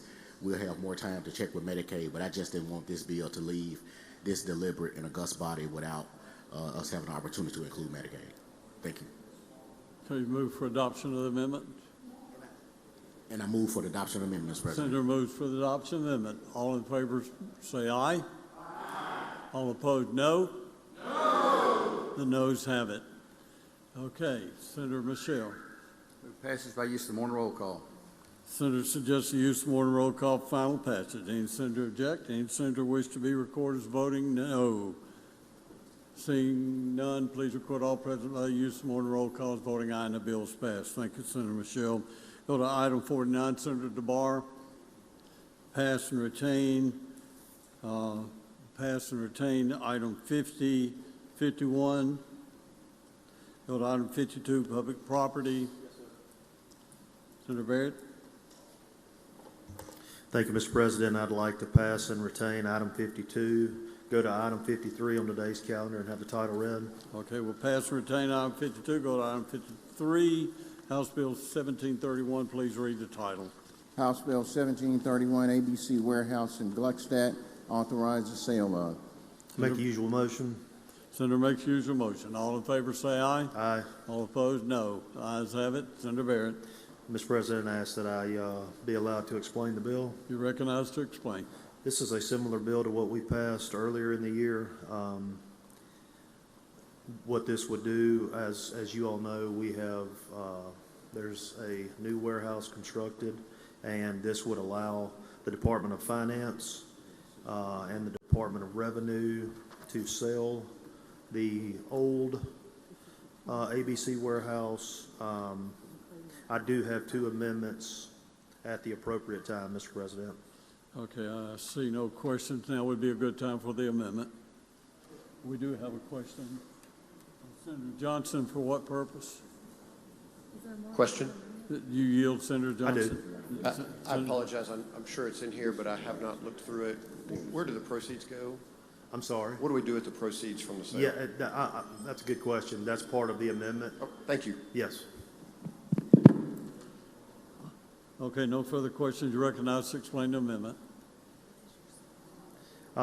There is one amendment. It amends two lines. And as you can see on the screen, one is a Scrivener's error. I think the word abomination was incorrectly inserted into the bill and its administration. And then the second part of the First Amendment is the funds will be directed to fund the construction of the new warehouse. Those funds would go to the Department of Revenue, or excuse me, yes, yeah, that's right, to fund the construction of the new warehouse. And that's an explanation of the amendment. Do you have a question about that, Senator Johnson? Senator Johnson, for what purpose? Question. I yield. Senator Johnson, you're recognized for a question. On that, if we looked at what we are likely to receive from that and what we are borrowing on the bond for the new warehouse, because it is a revenue bond that the state won't be directly paying for. There is a bailment fee that's associated with that. Yes. So I wonder if we're doing that with separate funds than what the state is providing, would it be wise for us to reduce that amount when there's other things that we could spend our money on? Very possible. As you can see from the original bill, the House wanted to give it just to the Department of Revenue. And what we did in the committee was we thought it would be best to put a specific place for that monies to go, and that would be paying for the construction for the new warehouse. So we were just trying to be specific with the money. I'm all for being specific, but I also think that if we have a revenue bond that the state's not paying for the warehouse, that we shouldn't reduce that cost with dollars we could use in other places. Would you be amenable to adding a reverse repealer to this so that we can look at some different options for that money? Yeah, absolutely. Okay, thank you. Yes. Okay, Senator Blunt, what purpose? Question, Mr. President. You yield? I yield. Senator, I yield. Senator Blunt. Thank you, Mr. President. Mr. Chairman, it seems like when we normally authorize sales, there's two appraisals are usually required. That's not in the bill. It seems to suggest that the department has already identified a buyer. Or do we know based on an independent appraisal, what the building is worth, and how are they? If they've identified a buyer, how was that person selected, and do we know that we're getting market value for the sale of the building? Sure, yeah, and I think the state statute would control in that instance. Which I'm sorry, I couldn't hear you. I think statutory language in the code requires that as it stands. Okay. It's not specified in the bill, but I mean, in sale of public property, it requires that. There's a general statute that would apply in this case? Yes. Okay. Do you know if they've identified somebody? Have they filled you in on that? Do I know what now? Has the department identified a buyer? It's my understanding they have. And in our bill, the Senate bill that we passed out, that bill was specific and identified that body. Okay. Thank you. Yes, sir. Senator Wiggins, what purpose? Question. You yield, Senator Wiggins. Senator Wiggins, you recognize. Senator, I apologize. I'm just looking at the title. I think I missed the explanation. Is this in any way related to what's been going on with the ABC? Certainly, we are having problems with the ABC, and I think the legislature is trying to address those. I understand from talking to constituents and members of the body and other members in leadership that it's a conveyor belt software problem, and what we're dealing with ABC now is hand loading of those. This bill does not pertain to that. This would be specifically addressing the sale of the old warehouse. That was my question. The old warehouse. That's correct. As opposed to the new, I guess. That's correct. What we invested money in. Yes, sir. Okay, do you know the status of the new warehouse? I do not. Okay, is this property vacant? The this old warehouse? Building? It's my understanding it is. It is vacant? It's my understanding it is. I have not visited it personally. I'm being told it's not. Okay.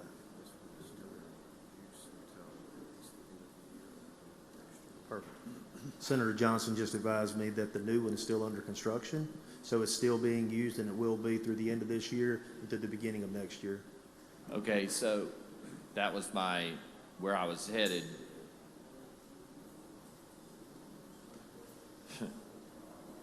Is the new one, you said to move into the new one the beginning of next year? That's my understanding. Okay, and then are we sure that's going to happen in light of what's going on now? I've been told yes. Who are by the same people that made the problems that we're having right now? That's a good at question. DOR? Presumably.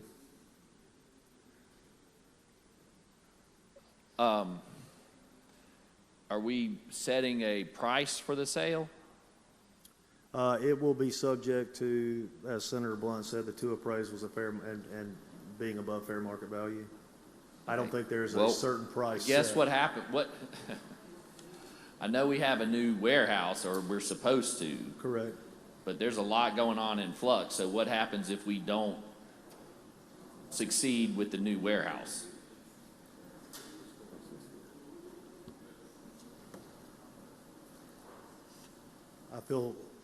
I've been advised that it's going to sell. I wish I could tell you more. Real estate transactions, as you know, It's contractual issues all the time. Certainly, there could be bumps in the road. I've been advised that they feel that it will sell.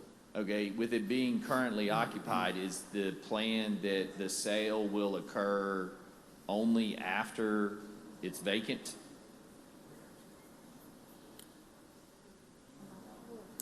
Senator, I can tell you that. I will find that out. I don't know exactly. I think the reverse repealer may help answer some of these questions. There is a reverse repealer in here? Well, Senator Johnson's made that amendment, or will make that amendment. Yeah, that would be a good amendment, and assuming that passes in conference, I think these are questions that would be well addressed, considering the situation that we're in, and honestly, the decisions that were made at ABC. Sure, I completely understand.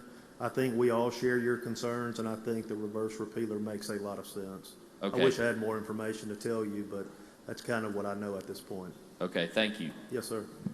Okay, Senator England, what purpose, please? I have an introduction out of order, Mr. President.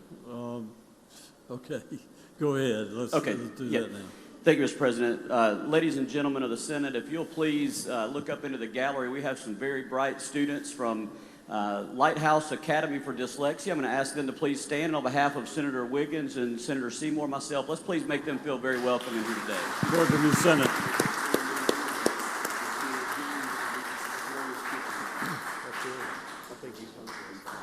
Senator DeBar, what purpose? Question, Mr. President. You yield, Senator DeBar. I do. I yield. Senator DeBar. Thank you, Mr. President. Thank you, Mr. Chairman. I guess to follow up with Senator Wiggins' question, I wasn't clear. So the sale of the old warehouse will occur before or after the new warehouse is completed. Do you have any idea? I do not, and that's what I was telling Senator Wiggins. I'll get him that. Okay, I wasn't sure. Yes, okay, sir. so is it, and I don't have a problem with selling the old warehouse, but do you think it's wise that we sell the old one and before the new one's completed? And then, because you're doing this, contracts change orders occur, lawsuits occur. Very fair question, and I think the reverse repealer hopefully will clear this up for a lot of the members. And I think at the appropriate time, Mr. President, I'm going to ask Senator Johnson to address some of these questions. Okay.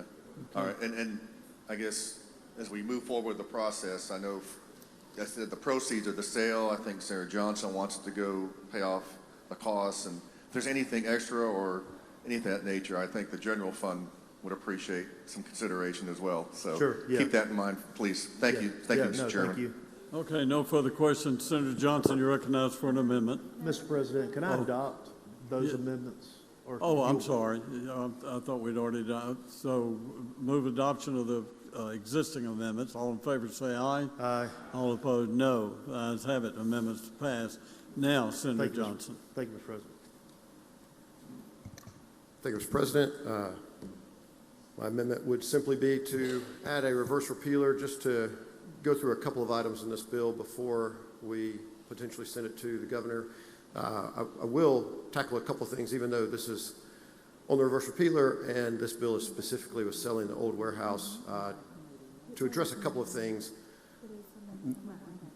there have been many issues with this existing warehouse, and one of the biggest problems is that it was built over 40 years ago, and the system has been antiquated for 15 to 20 years and limping along. If it were a private business, we would have built a new warehouse 15 or 20 years ago. We would have upgraded the equipment, and it would be functioning much better. Unfortunately, that was not done in previous legislatures, and so now we are where we are, and the new warehouse will be or should be completed near the end of this year. There are some concerns as we get into the holiday season. It's the busiest season for alcohol sales, and so there's some concerns about making a move during that time. I think that the department will weigh out whether they can sustain deliveries for the last couple of months of the year, or if they can take the time to move everything to the new warehouse but get caught up because of the production that the new warehouse would provide. Currently, we do about 3.7 million cases per year. We hit about 4.1 following COVID.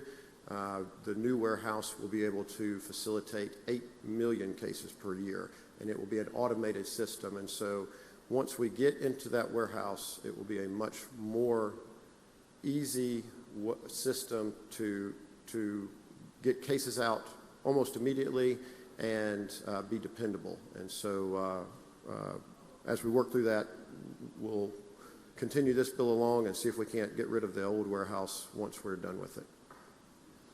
Okay, you yield, let's see, Senator Wiggins? Yes. You have a question? Yes. Do you yield Senator Wiggins for a question? Yes. Senator, I know you're rocking this baby, but what I'm hearing is, hey, this is going to happen, we're going to do this, but coming from the same agency and the same people that made the decisions that led us into this honestly perfect storm of ridiculousness with the ABC. Probably everybody in here has gotten texts and messages about the sheer problems that have occurred. And from what I understand, it seems to me it was decision making that occurred as opposed to some logistical stuff. And so my question is, has there been any consideration about an audit to look at the sale that's going to go through and what happened in the situation we're dealing with now?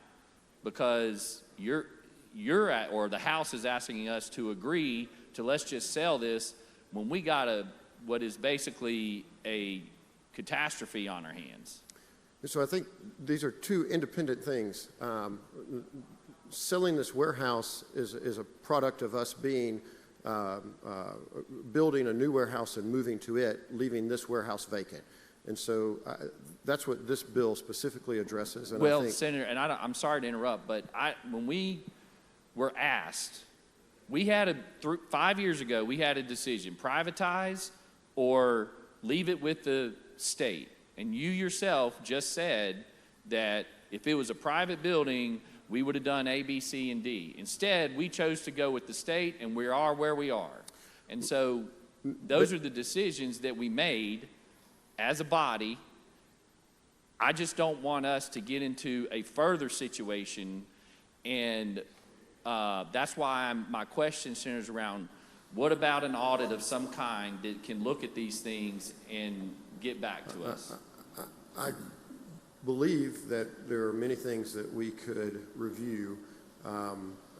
Some decisions were made because of the logistical issues that arose, and I think whether you're in public or private business, and we do have a contract with a private warehouse operator, so that specializes in logistics. So, but is that the same operator that made the decision that led us to this point where we are? Well, I do not. What decision specifically are you referring to? Like, from what I understand, and I've not been in there, but we're going to make a decision to go to whatever they call it, a pallet, and go away, and we're going to wait to a certain time because we don't think it's going to be a problem. And then lo and behold, they make the decision, pull the conveyors out, and everything's shut down. Well, it's my understanding, though, so that conveyor belt system has for at least 10 plus years been outdated to where any parts needed for it, we have to hire someone to fabricate those parts.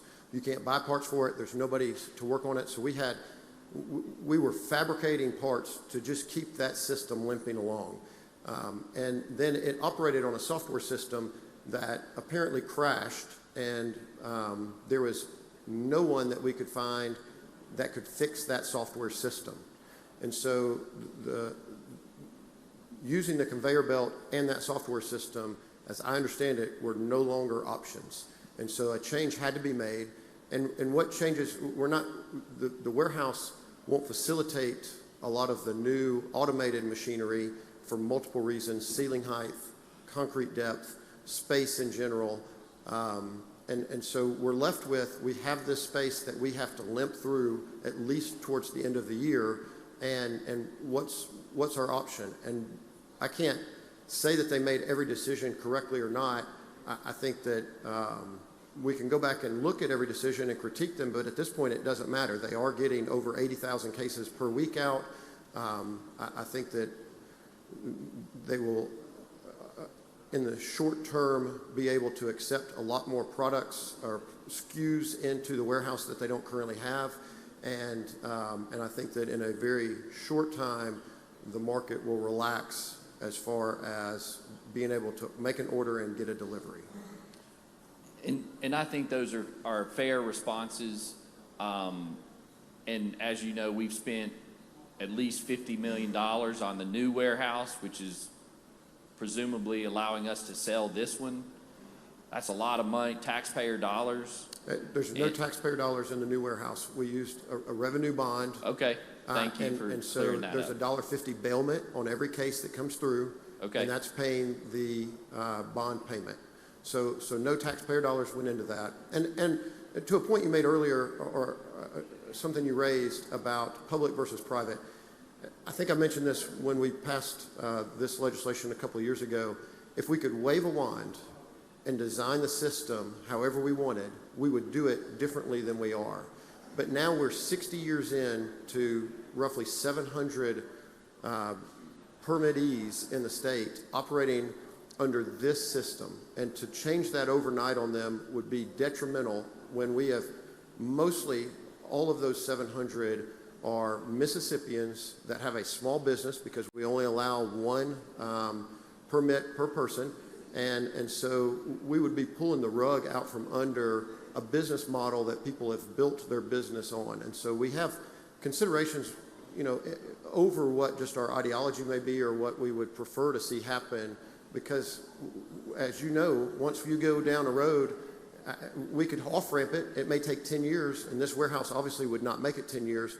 So this is where we're left. At least with the new warehouse, there is an asset value. The state is not currently paying for that bond. And if we ever decide to off-ramp that over a period of time to give permittees a chance to make changes or adapt to that, we at least have that asset value. So I appreciate you explaining the financing of that, because I did not know that, but that explains a lot. But to your point, those are exactly arguments. We had, a number of years ago, we had a decision to make and the reasons that you stated, in my opinion, are what carried the day for us. But I remember being on the Appropriations Committee where it was presented to us, you can go privatize, here's how much it is, or you can go stay with the state and hear how much it is. We could have made that decision at that time. We didn't, for the reasons that I think you're expressing, and so we are where we are now. And so you're right. We can't, that genie's out of the bottle, but I think we need to, that's why I'm asking for an audit. And my last question would be, as this goes through the process with the reverse repealer, would you please consider looking into that so that we can have a better understanding of the decision process and how we got to the point that we are right here? Yes, happy to. And I just want to make one more point about decisions that went into us maintaining the status quo for ABC Warehouse. The state has a significant amount of revenue from that, just from the markup, which is 27.5%. Based on the numbers, I have not looked at them lately, but back then it was over $120 million per year. And the market cap value of what we have is, if I remember right, at that time it was $1.5 to $2 billion.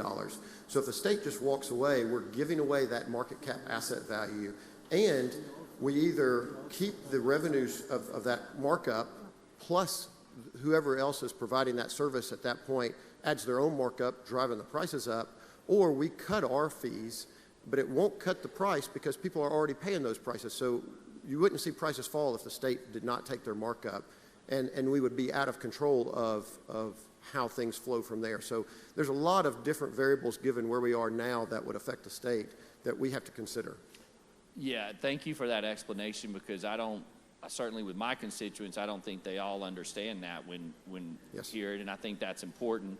And I think that's what led us the ultimate decision a few years ago to go where we are. So I appreciate it, and if you wouldn't mind working of an audit or some kind of oversight to see what transpired that led us to where we are right now. Yes, Thank you. Senator Williams, what purpose? A brief, friendly question, Mr. President. Do you yield? It is welcome. Thank you, thank you. I appreciate your work. We all have our constituents that are contacting us. There's a lot of financial pain in this space right now. And yesterday I had conversations with them, and it's my understanding we've got some code sections still working, and that some legislatures are looking at something that we can do while we're still in session that can give some temporary relief to the backlog that we've got. If that is in fact the case, are we committed to trying to work through that if we can do that while we're still here? I think that we should review options. I think we should be very cautious on what actions we take. Anything that we do in this body won't be an overnight fix. And I think as we get to the final 4 weeks of session, I think we're going to see that these deliveries are getting out and the market will calm. I think we need to be very judicious with any potential change we make. It would be a temporary thing, but we could do more harm than good very easily. I completely agree. I definitely don't want any long-term harm, and my inference is just to a temporary fix if we find a mechanism that can work, that can help the pain points that our constituents We should are in definitely review those currently. things. Yes. Thank you, and thank you for very your commitment much. to this subject. Yes. Okay, Senator McClendon, did you have a question? Okay. All right, no further question. Move for adoption of the amendment. Yes, sir. Move adoption amendment. Senator moves for adoption of the amendment of reverse repeal. All in favor say aye. All opposed, no. Ayes have it. Amendment's adopted. Now, Senator Barrett. Thank you, Mr. President. I ask for passage on the morning roll call. Senator suggests the use of morning roll call final passage. Any senator object? Any senator wish to be recorded as voting no? Seeing none, please record all present by use of morning roll call as voting aye, and the bill is passed. We'll go to housing, item 54. Pass and retain. 55, elections. Senator England. Thank you, Mr. President. I'd like to go to item number 55 on the calendar and have the title read. We'll pass and retain item 54. Go to item 55. Oh, 54 was insurance. I'm sorry, sir. Senator Michelle, did you want to pass 54? Oh, it's housing first? Yeah, that's true. All right, pass and retain. Go to 55 now. I'm sorry. Senator England? Yes, item number 55 on the calendar. I'd like to have the title read, Mr. President. Please read title. House Bill 630, municipal elections, authorize poll managers from outside city limits of small municipalities, poll managers county. Thank you, Mr. Clerk. I make the usual motion. Senator makes the usual motion. All in favor say aye. Aye. All opposed, no. The ayes have it. Senator England. Thank you, Mr. President. Ladies and gentlemen, this is a bill that just simply allows municipalities that have less than 2,000 people to hire poll managers that are outside of that municipality. They still have to be qualified registered voters within the county, but this is to help with those small municipalities that are having a hard time getting poll managers. That's what this bill does. I'm happy to take any questions. See no questions, Senator. Oh, wait, we have one. Senator Hickman, for what purpose? Quick question, Mr. President. You yield, Senator Hickman. I will yield with a quick answer. Very, very quick. This is only affecting municipal elections where they're unable to get poll watchers. This is only for those elections that they'll be able to get people within the county but outside the city limits. That's correct. Thank you. Thank you. Good bill. Okay, no further questions. Senator, motion. My motion is for final passage by use of morning roll call. Senator suggests the use of morning roll call, final passage. Any senator object? Anyone wish to be recorded as voting no? Seeing none, please record all present by use of morning roll call as voting aye, and the bill is passed. Now, Senator England. Yes, Mr. President, I ask that items 56 through 59, that we pass those items and that they retain their place on their calendar. Pass and retain items 56 through 59. Go to County Affairs, item 60. Pass and retain 60, 61. Senator Turner forward.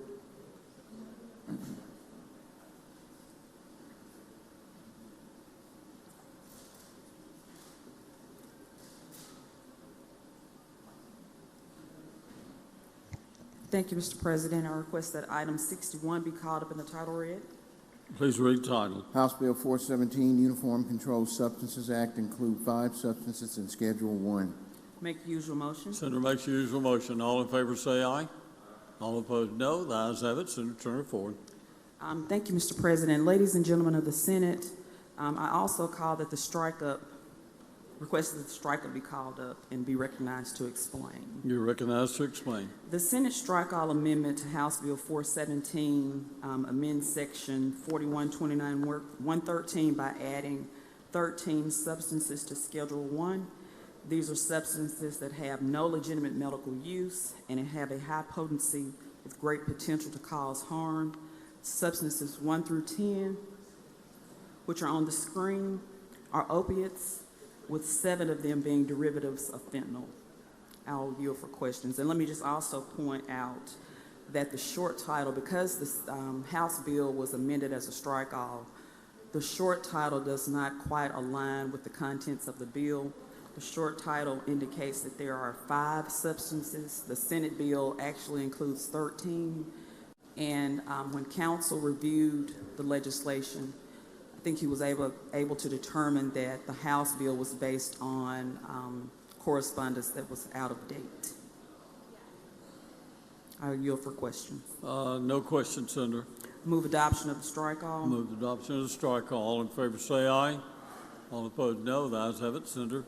And I request passage by use of the morning roll call. The Senator suggests the use of morning roll call final passage. Any senator object? Any senator wish to be recorded as voting no? Seeing none, please record all present by the use of morning roll call as voting aye. The bill is passed. Item 62, Senator. Pass and retain. Pass and retain 62. Judiciary item 63. Judd A. Pass and retain. 64. 65. 65 accountability. And we'll pass and retain 65, 66, 67, 68. And before we go to item 69, Senator McMahon, what purpose? I was going to make an announcement. I didn't know. I didn't have my button pushed. I was just waiting to. I thought you were about to call it, but since I'm. We'll probably take another bill up and then go to lunch. Okay. So item, and I'll call on you. Well, you're going to make an announcement. Let's wait until after if someone wants to take up item 69, Senator Whaley. 70, pass and retain 69, 70, introduce 71, will pass and retain, it looks like. Senator Carter, pass and retain 72, also 73, 74, pass and retain all those. And 75, 76, 77, pass and retain. Senator Carter. All right. And then business and financial item 78, pass and retain. I think we might as well go to lunch. Okay. Yeah.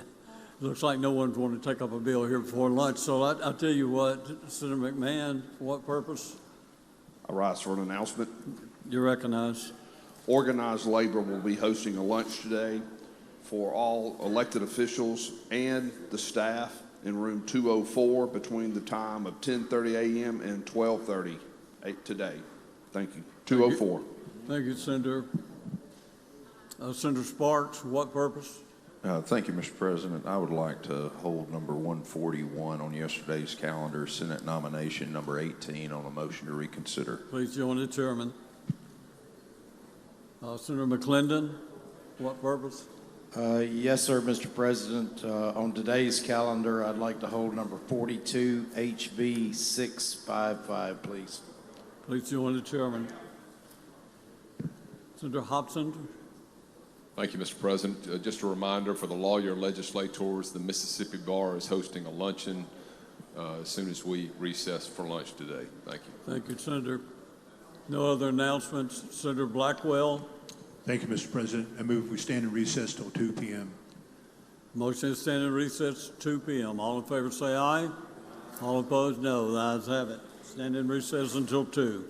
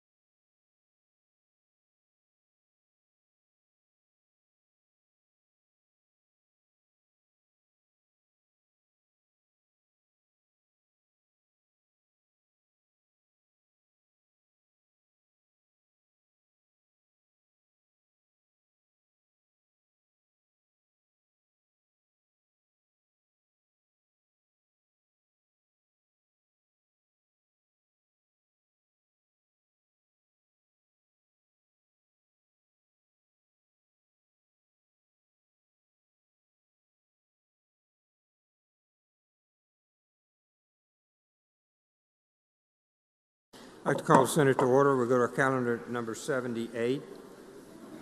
Thank you very much. 78, Senate. Senator Johnson. Senator Johnson. Pass and retain Senator Delano. Senator Delano. Pass and retain. Senator Fillingane. Senator Fillingane. Okay. Senator McMahon, for what purpose, sir? For an introduction. Please proceed. Did a soft introduction a few minutes ago. I didn't know if the tour would still be in the chamber when we started, but Senator Brown and I have some special guests today, 35 young men from Milam Boys Leadership, Milam School in Tupelo, Mississippi. We'd ask them to stand. These young men, there's probably a future governor or a future senator in this group. They're very involved in their community and they're eager to learn. These are sixth graders under the guidance of Madison Hendricks. Let's give them a warm Senate welcome.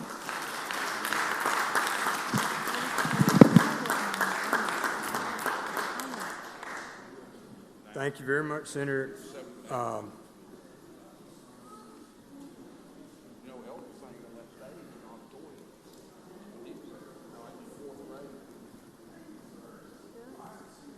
Senator Johnson.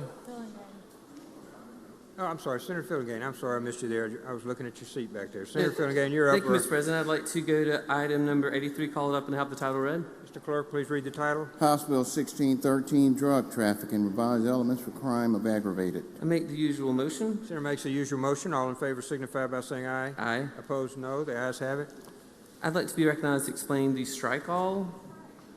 Please recognize the plain strike all, Senator. Thank you, Mr. President. Then there is an amendment to the strike all that does some just housekeeping, but the strike all to House Bill 1613, it deals with drug trafficking. We had a similar bill in the Senate just a week or so ago. So basically, when you're dealing with these different drug crimes, there's usually a weight-based component, and then there's a pill count component to most of these crimes. And for whatever reason, in the code under the aggravated drug trafficking statute, there had been a weight base, which was 200 grams or more, but there had been no pill count base for that particular crime. So in the strike all, we adopted the Senate language and put the pill count for aggravated drug trafficking at 267 dosage units or more. Now, the House had a slightly different figure of 200, but we stuck with the Senate language. The House also placed some language in their bill which deals with chemical or medical abortions and the drugs used to accomplish those abortions. So you'll see if you're looking at the strike all on line 17 through 29, there is a prohibition for the creation, sale, barter, transfer, manufacture, or dispensing or prescribing of abortion-inducing drugs, which are defined as medicines, drugs, or any other substance prescribed or dispensed with the specific intent of terminating the clinically diagnosable pregnancy of a woman to cause the death of the unborn child. This includes the use of drugs known to have abortion-inducing properties, which are prescribed specifically with the intent of causing an abortion. Use of those drugs to induce abortion is also known as the medical abortion. This definition does not apply to drugs that may be known to cause an abortion but are prescribed for other medical indications such as chemotherapeutic agents and diagnostic drugs. And if you turn over to, I'll tell you which line 120 and following, the penalties are included for these abortion-inducing drugs and their prescription or dispensing. So it would be imprisonment in the custody of the Mississippi Department of Corrections for not less than 1 year, no more than 10 years. And in addition to the criminal penalties provided for in this subsection, the Attorney General may also bring a civil action in the name of the state of Mississippi to enjoin any violations of subsection A of this section related to abortion-inducing drugs, to obtain declaratory injunctive relief, and to recover civil penalties and costs. The court may make such additional orders or judgments, including restitution, as may be necessary for damages proximately caused by a violation of the section related to abortion-inducing drugs. It is not a defense to civil liability under this paragraph 5 that a defendant has been acquitted or has not been prosecuted or convicted under this section, or has been convicted of a different offense or of a different type of class of offense for the conduct that is alleged to give rise to liability under this paragraph. The civil actions provided here under in this paragraph are cumulative and do not preclude criminal prosecution. So those are the two issues covered by the strike-all language for House Bill 1613. Happy to answer any questions about that. Questions on the bill? Senator Simmons. Question, Mr. President. You yield, Senator? Certainly. Senator Simmons, recognized for a question. Thank you, Mr. President. Senator Fillingane, the language dealing with the abortion-inducing drugs, was this in the original Senate bill? No, it was not. Okay, and by it being in added, did we add it or did it come over from the House with the language in it? Right, it came over to us from the House in this version. Now, the thing that we changed was the pill count piece. They sent a pill count of 200 or more. We changed it to the Senate language of 267 pills or more. So we altered that piece of it, but this piece we've not altered. And for the aggravated trafficking portion of the measure, if I recall, we did it based off percentages. We wanted to mirror the percentages that was already reflected in the Correct. statute. In fact, I believe you calculated those percentages for us in the committee. So we stuck with your language as opposed to the other account. Thank you, Mr. Chair. Thank you, sir. Mr. President. Thank you, Senator Simmons. Seeing no further questions, Senator. Okay, we have an amendment that's basically clerical in nature. There were a couple of ofs and ands that were left out of the drafting. So there is an amendment to the strike-all where, as I think you see on the screen there, the word as on line 30 and the word of on line 394, just to make it read better. Questions on the amendment? Seeing none, we're ready for your motion, Senator. I move adoption of the amendment. All in favor signify by saying aye. Aye. Opposed, no. The ayes have it. Please proceed. I move adoption of the strike-all amendment. I move adoption of the strike-all amendment. All in favor signify by saying aye. Aye. All opposed, no. The ayes have it, Senator. I move adoption of the measure by use of the morning roll call. Use of the morning roll call has been requested. Anyone object to the procedure? Mr. Clerk, please call the roll.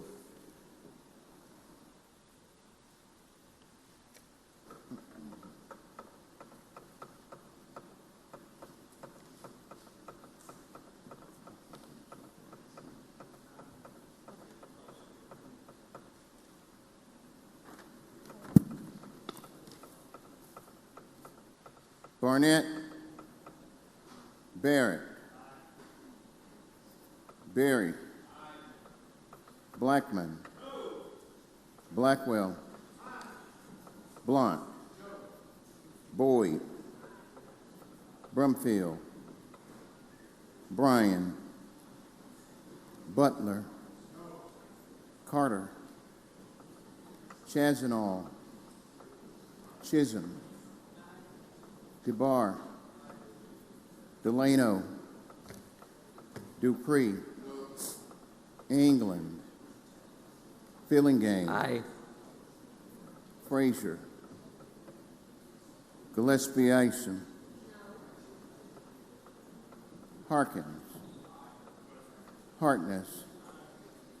Hickman. Hill. Hobson. Jackson. Johnson. Kirby. Ladner. McCon. McLendon. McMahon. Michelle. Mumford. Norwood. Parks.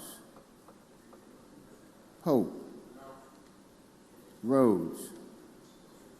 Seymour. Simmons of the 12th. Simmons of the 13th. Sparks. Suber. Tate. Taylor. Thomas. Thompson. Turniford. Whaley. Wiggins. Williams. Younger. Barnett. Brumfield. Bryan. Carter. Chazanall. Delano. England. Hobson. Frazier. Jackson. Hickman. Johnson. Ladner. McCon. McLendon. Rhodes. Seymour. Simmons of the 12th. Suber.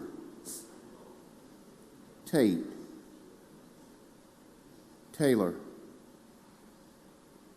Thompson. Voting yes or yay. Barrett. Berry. Blackwell. Boyd. Chisholm. DeBar. Fillingane. Harkins. Harkness. Hill. Hobson. Kirby. Ladner. McMahon. Michelle. Rhodes. Seymour. Sparks. Thompson. Whaley. Wiggins. Williams. Younger. Voting no or nay. Blackman. Blunt. Butler. Dupree. Gillespie Ison. Mumford. Norwood. Hope. Simmons of the 13th. Thomas. Senator Simmons, for what purpose, sir? To announce a pair, Mr. President. Please proceed. If Senator Chris Johnson was here, he'll vote aye. I vote nay. Senator Taylor. Thank you, Mr. President. I didn't hear my name called. I vote aye.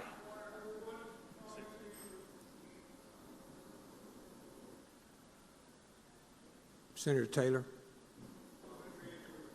1 second. We had Senator Taylor was to announce a pair. If Senator Jackson was here, he would vote nay, and I would vote yay. Thank you. Senator Blackman. Senator Blackman. Parliamentary inquiry, Mr. President. Please proceed. According to Rule 115, after the roll's been called twice, the only thing that can be done is changing a vote, not recording a vote. We're still in the process of doing pairs, so we're still calling the vote at this point. Senator Tate. Senator Tate is aye. Senator Delano. To the vote, and I'll vote aye. Senator Hickman. 1 second. Senator Hickman. To announce a pair. Please proceed. If Senator Chazanall was here, she would vote aye. I vote no. Senator Norwood. To announce a pair, Mr. President. Please proceed. If Senator Suba was here, he would vote aye. I vote no. Senator England. I would like to announce a pair, Mr. President. Please proceed. If Senator Brumfield was here, he would vote no. I vote aye. Brumfield, no. Senator Pope, you good? Senator Mumford. To announce a pair. Please proceed. If Senator McCon was here, he'd vote aye. I vote no. Senator McClendon. To the vote? Please proceed. I voted aye, but I didn't hear my name called. 1 moment, please. You got that? I'm coming to you. You got McClendon? Okay. Senator Carter. Senator Carter. To the vote. Please proceed. I vote aye. Okay. Senator Angela Turner Ford. 1 moment, please. Okay, you got your mic. Please, ma'am. According to Rule 115, once the roll has been called twice, senators are only able to change their vote. They cannot vote To vote at that point would be improper. 119, however, does allow the announcement of pairs.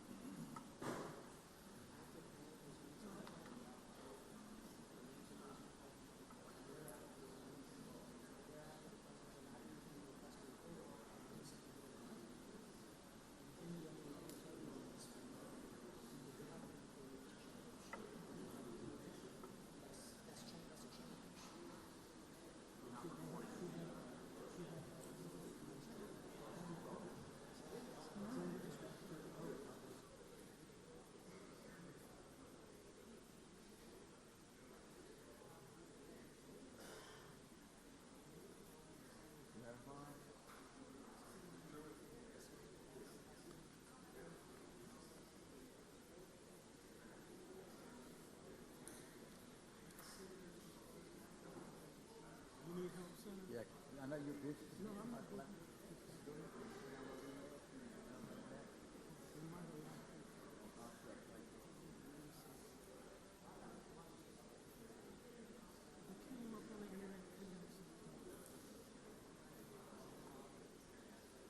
I see what you're saying. It brings up the internet, but won't let you go to the page.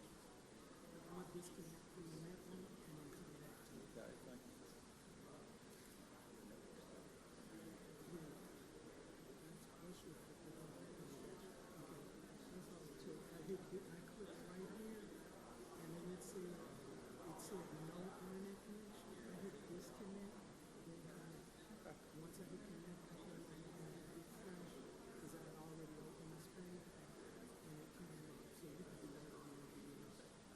No problem, anytime.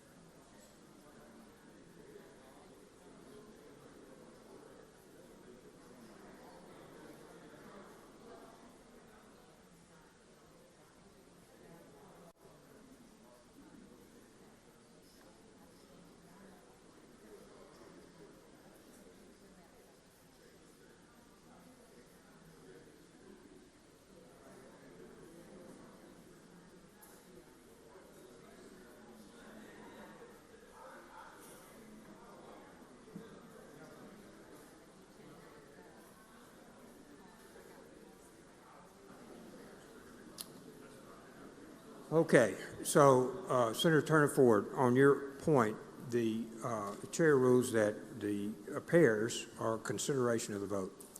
Chair further rules that after it's called twice, your vote cannot be counted in accordance with the rule that you raised. Thank you, Senator. Senator Simmons.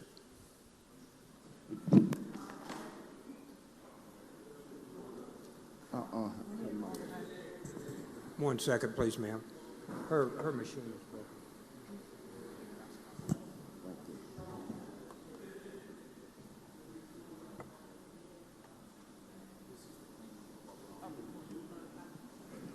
Either one, whatever you can get to work, ma'am. I would like to pair. Please. If Senator Carter was here, he would vote aye. I vote no. Thank you, Senator. Senator Tate. I'm sorry, Senator Bryan. A parliamentary inquiry. Okay. Is either Senator Delano or I recorded as voting? One moment, please.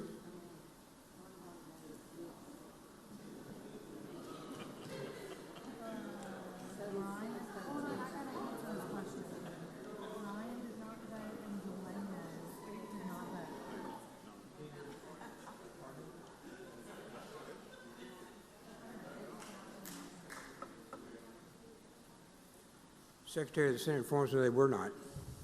Sir? They were not counted. I would like to announce a pair. Please. If Senator Delano were here, he would vote aye, and I would have voted no. Thank you for the pair. Anyone else? Anyone else?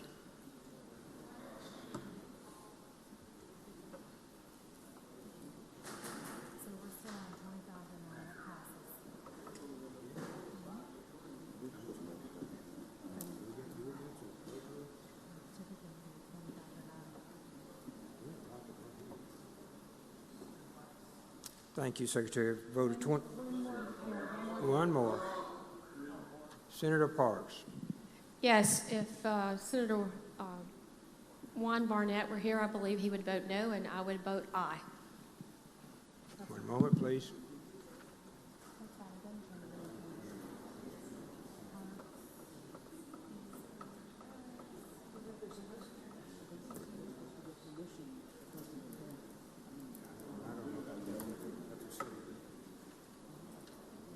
All right, everybody good?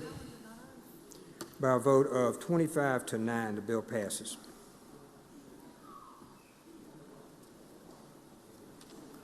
All right, Senator Fillingane, we're back on 84, sir. Thank you, Mr. President. I'd like to skip that item and have it retain its place on the calendar and go to item number 85. Mr. Clerk, please read the title. House Bill 1131, Prostitution, Revised Penalties for Procurement of. Make the usual motion. Usual motion. All in favor signify by saying aye. Aye. Opposed, no. The ayes have it. And if you'll recognize Senator Hill to explain the bill. Senator Hill, you recognize. Thank you, Mr. Chairman. Thank you, Mr. President. What this bill is about is increasing the potential for fines for procurement of prostitution. First offense is still a misdemeanor. Right now, under current law, the fine could not exceed $200. This bill raises it to possibly $1,000. A second offense is currently a felony. This bill doesn't change that. It just raises the potential fine from $1,000 to $2,000. And the other thing it does, it requires 100 hours of community service for someone who is convicted under this law.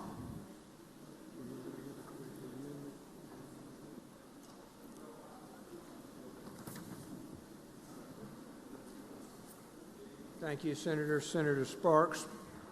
For a question, Mr. You President. for a question, Senator? Yes. Senator Sparks is recognized. Thank you, Mr. President. Thank you, Senator. Is this a strike all you're presenting? It's exactly what we passed in committee. But what's on the screen is not a strike all. This is committee substitute. It's a House bill. So it is a strike all. No, we did not. This is not what we passed, what was killed in committee the first time, the Senate bill. This is the House bill that came over. It did not change anything from a misdemeanor to a felony. All it did was increase the fines on a misdemeanor and increase the fines on a felony and added community service. And I agree with you, that's what we did, but they've now put a new copy of the bill up that references what you've explained. The first one did not. Thank you. Appreciate it. Thank you for paying attention. Seeing no further questions, Senator. I'd ask for a passage on the morning roll call. Senator Simmons, for what purpose, sir? Question, Mr. President. Do you yield, Senator? Senator Simmons is recognized. Yes. Yep, thank you, Mr. President. Question. Yes, sir. You were recognized, sir. Thank you, Mr. President. Senator, now tell us again, what was the difference between the Senate version and this version? The Senate version that died in committee attempted to make a first offense a felony. This bill does not do that. It doesn't change first offense or second offense. It just raises the potential fines from $200 to $1,000 and from $1,000 to $2,000, and then adds community service. Thank you, Senator. Thank you, Mr. President. There are no other questions. I'd ask for passage on the morning roll call. Senator Dupree, for what purpose? Question, Mr. You President. yield for a question? Of course. Senator, so is this for the person who commits the crime or the person who's buying? Who's buying. Who's So buying. This is for the buyer. It's for the buyer, not the person who. Right. Okay. Right. Thank you. Thank you, Senator. Any other questions? Any other questions? Seeing none, Senator? Ask for passage on the morning roll call. Use of the morning roll call has been requested. Anyone object? Who's voting no? Present? No, Senator. Present? Anyone present? Thank you very much, Senator Ibagane. You're on 86, sir.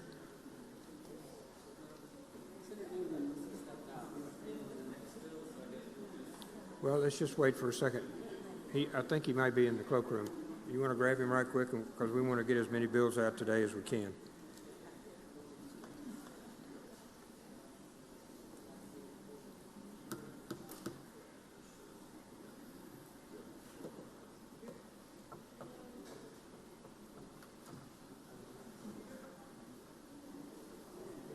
What does he want?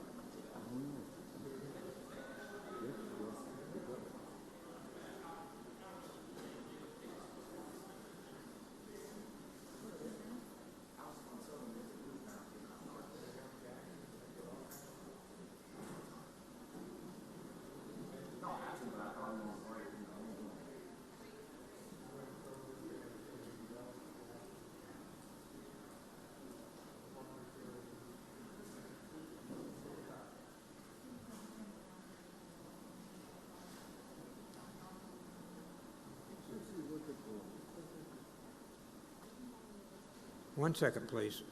Senator Hobson, you had some information you wanted to share. Yes, sir, because we're waiting on Senator England. He's coming back in just a second. You're recognized, Senator Hobson. Thank you, Mr. President. In discussions with the House Appropriations about some of the old project money, we've known this for a while, and we had a bill that we passed in the Senate this year that would give cities and counties and other recipients of appropriation project fund money in years past a certain amount of time to get it in, or else we're going to start reclaiming the funds because they're not being used right now. A lot of that money is sitting around at cities, counties, communities around the state. We've had discussions with the House about this, and what we're hoping to do is for each of the members to go back to their communities relatively short order. And what I'm going to ask is by next Wednesday, if you could get with Senator Harkins or myself and let us know which projects that have already been funded in your counties and cities in your areas, and you can work with your House colleagues too to determine what's out there that's not being utilized, because we either need to repurpose those funds or we need to bring those funds back in. We're not looking, I don't think there's any vehicle available this year to reclaim the money at this time, but I do think there's a general agreement that we can't leave this money sitting out there forever not being utilized. We want it to be utilized in the communities and potentially repurposed.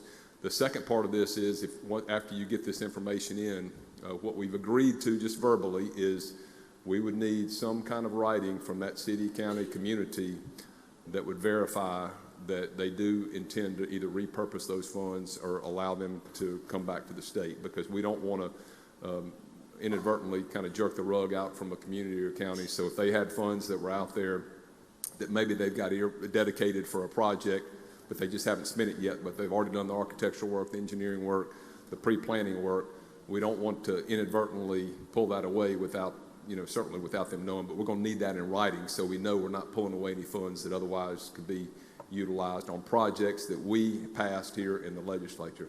So I'm going to ask you to work quickly to check with your locals to get that back to us by next Wednesday, and then potentially to follow up with something in writing to verify that they do intend for those funds to be repurposed, because it's my intention that unless we've got something in writing, I do not plan on going forward with the bill that would repurpose the use of those funds. And if you want me to yield for questions, Mr. President, I can, but I think hopefully that explains it. No, I don't see any reason for questions at this point. We published them in October, and everybody's been encouraged to use those funds. Some of them are 4 and 5 years old, and we have a lot of requests from cities and counties to do other matters. So we should repurpose those if they're not going to be used. All right, Senator Fillingame, back to you, sir.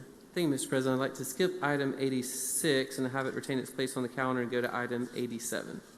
Mr. Clerk, please read the title. House Bill 1615, enhanced penalties for crimes against certain persons, including certain CPS employees. I make the usual motion. All in favor signify by saying aye. Aye. Opposed, no. The ayes have it. Please proceed, Senator. Thank you, Mr. President. If you'll recognize Senator England to explain the bill. Senator England, you're recognized. Thank you, Mr. Chairman. Thank you, Mr. President. Ladies and gentlemen, this is a bill very similar to one we passed out of here before. This will allow for enhanced penalties for any felonies or misdemeanors that are committed against a member of the Mississippi Department of Child Protective Services, an employee of the Mississippi Child Protective Services. The main difference in this House bill is that it tightens the definition of an employee up a little bit. Here, for the purpose of this law, it means any person employed by the Mississippi Department of Child Protection Services in the social services occupational group as defined by the variable compensation plan. So it just narrows the definition of employee. That is an explanation of the bill. I'm happy to take any questions.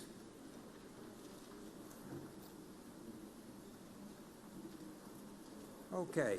Seeing no questions? Thank you, Mr. President. My motion is to move for final passage by use of the morning roll call. Anyone object to the procedure? Court is voting no. Present? Seeing none, bill passed by use of morning roll call. Senator Fillingane? Pass and retain 88. Senator Johnson? Senator Johnson? Senator Boyd? Pass and retain. Senator Bryan?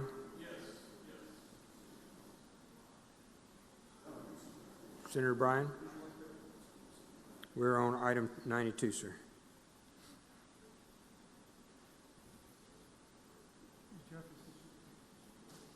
I ask that the title be read. Mr. Clerk, please read the title. House Bill 612, state agencies authorized to enter into intergovernmental support agreements with military branches. I make the usual motion. All in favor signify by saying aye. Aye. Opposed, no. The ayes have it.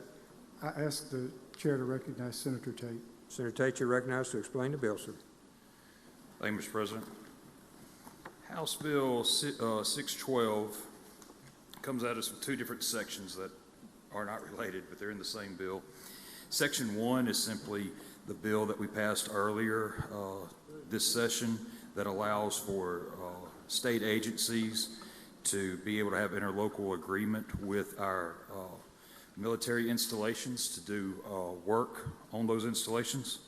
Section 2 is a bill that we passed last year that allowed for members of, medics of the Army, Navy, Air Force, that after they have their training, that is enough training for them to sit in on the LPN certification test and then be able to be a certified LPN.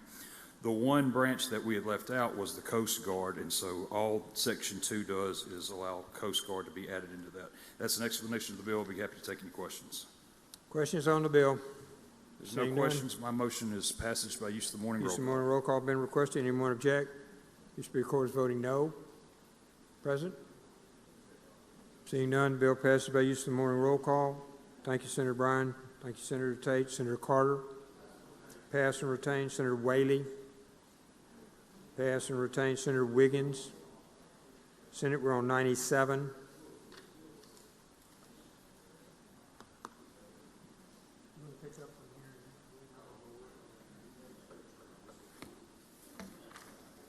Mr. President, my motion is, or I request unanimous consent to suspend the rules and go back to item 63.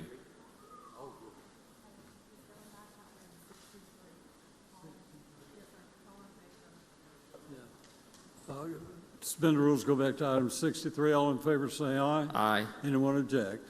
All opposed, no. Ayes have it. All right, Senator. Call that bill up, ask the title be read. Please read title. House Bill 1662, Joint Custody Matters, create rebuttable presumption of favor in. Make the usual motion. Senator makes the usual motion. All in favor say aye. Aye. All opposed, no. The ayes have it. Senator Wiggins. Think I'd be allowed to explain the strike all? You recognize to explain. Thank you. This is the House's bill with our strike all language from our bill regarding rebuttable presumption in joint custody matters. We've taken our bill and put it in there, and it's the same bill. There were no changes. It's the bill that we passed. With that, I'd be happy to take any questions. See no questions, Senator. Move to adopt the strike all, Mr. President. Motion is to adopt strike all. All in favor say aye. Aye. All opposed, no. The ayes have it. Senator? Thank you. Move passage on the morning roll call. We have a question, I think. Senator Hill, for what purpose? Just a question. You yield, Senator Hill. I do. So you took care of that language that was kind of lopsided that the House sent over? Yeah, we're using our bill. I mean, the strike all. We're not having any of the House language. Okay, so this is not construed to one or the other. This is just 50-50. If you read, yeah, when you read line 45, which is from our bill, there should be a rebuttable presumption that joint custody and equally shared parenting time is in the best interest of the child. Unless the judge finds reason not to award joint, correct? Right, and they have to put that in there.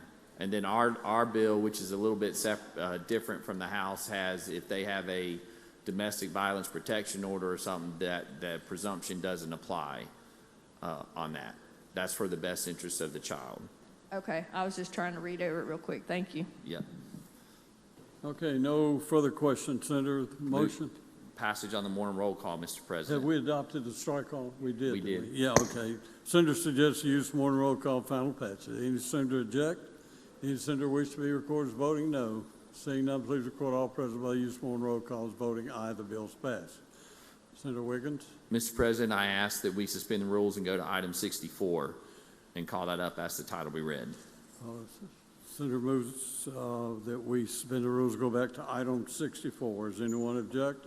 All in favor say aye. All opposed, no. The ayes have it. Please read title. 25, tax forfeited land, clarify title and redemption period. Make the usual motion. Senator makes the usual motion. All in favor say aye. Aye. All opposed, no. The ayes have it. Senator Wiggins. Be allowed to explain the strike all, and my motion will be to adopt the strike all after explanation. You're recognized to explain, Senator. Thank you, Mr. President. We have, in our bill, we've been put into our strike all the bill that we passed, which is the one that Senator McCon has been handling for the Tax Sales Study Committee. And as you can see on the last line, the new title is to reconstitute the Tax Sales Study Committee, and so forth and so on. So with that, I'd be happy to answer any questions. See no questions, Senator. Move adoption of the strike all, Mr. President. Senator moves for adoption of strike all. All in favor say aye. Aye. All opposed, no. The ayes have it. Move passage on the morning roll call, Mr. President. Senator suggests the use of morning roll call, final passage. Any senator object? Any senator wish to be recorded as voting no? Seeing none, please record all present by the use of morning roll call as voting aye. The bill's passed. Senator Wiggins. Thank you, Mr. President. Go to item number 97. Call that up. Ask the title be read. Hold on. We are back on 97. Well, I didn't think we were that far, but maybe we are. Let's see. I think we're, well, I had 93. Are we on 90? Are we on 93?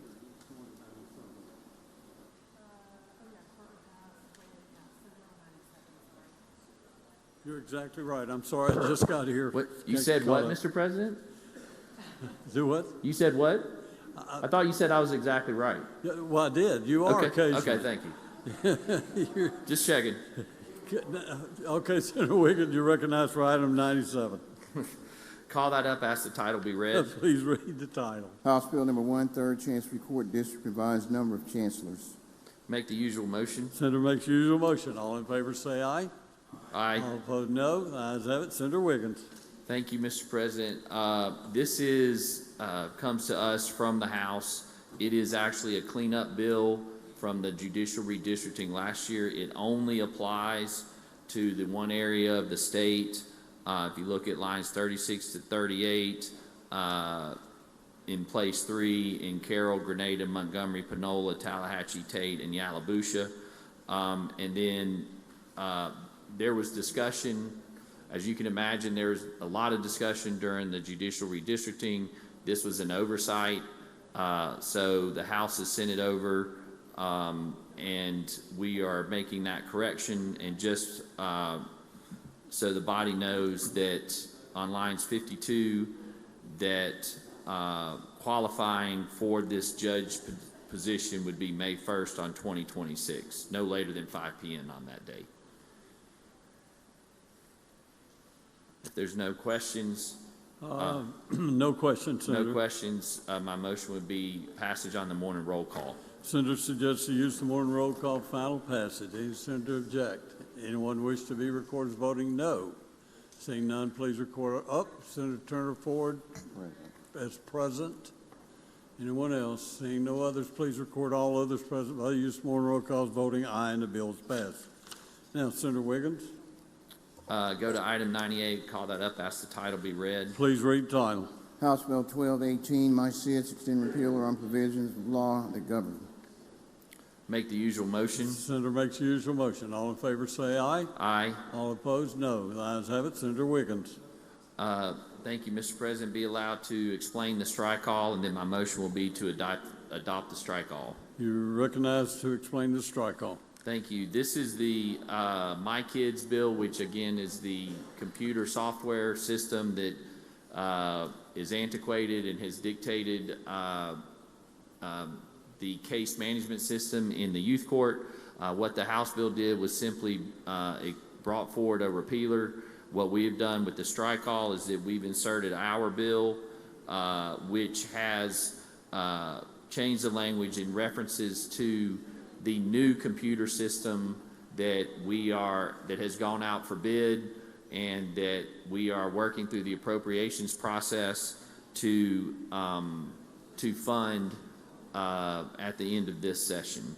And the strike all, which is the bill that we passed, changes the references from My Kids to the new computer system, and that's the bill. Okay, motion for adopt the strike all. Senator. Yes, my motion is to adopt the strike all. Motion is adopt the strike all. All in favor say aye. Aye. All opposed no. The ayes have it. Strike all is adopted. Senator. My motion is passage on the morning roll call. Senator suggests to use the morning roll call for final passage. Any senator object? Any senator wish to be recorded as voting no? Seeing none, please record all present by the use of morning roll calls voting aye, and the bill is passed. Senator Wiggins. Ask that 99 retain its place on the calendar. Will pass and retain item 99. Senator Boyd. Pass and retain. Senator Thompson. Pass and retain. So we'll pass and retain 101, 102. Go to Senator Johnson, 103. Pass and retain. Senator England, 104. Pass and retain. Senator Blunt, 105. Pass and retain. Senator Sparks. There you are. Pass and retain that item. Senator Bryan, item 107.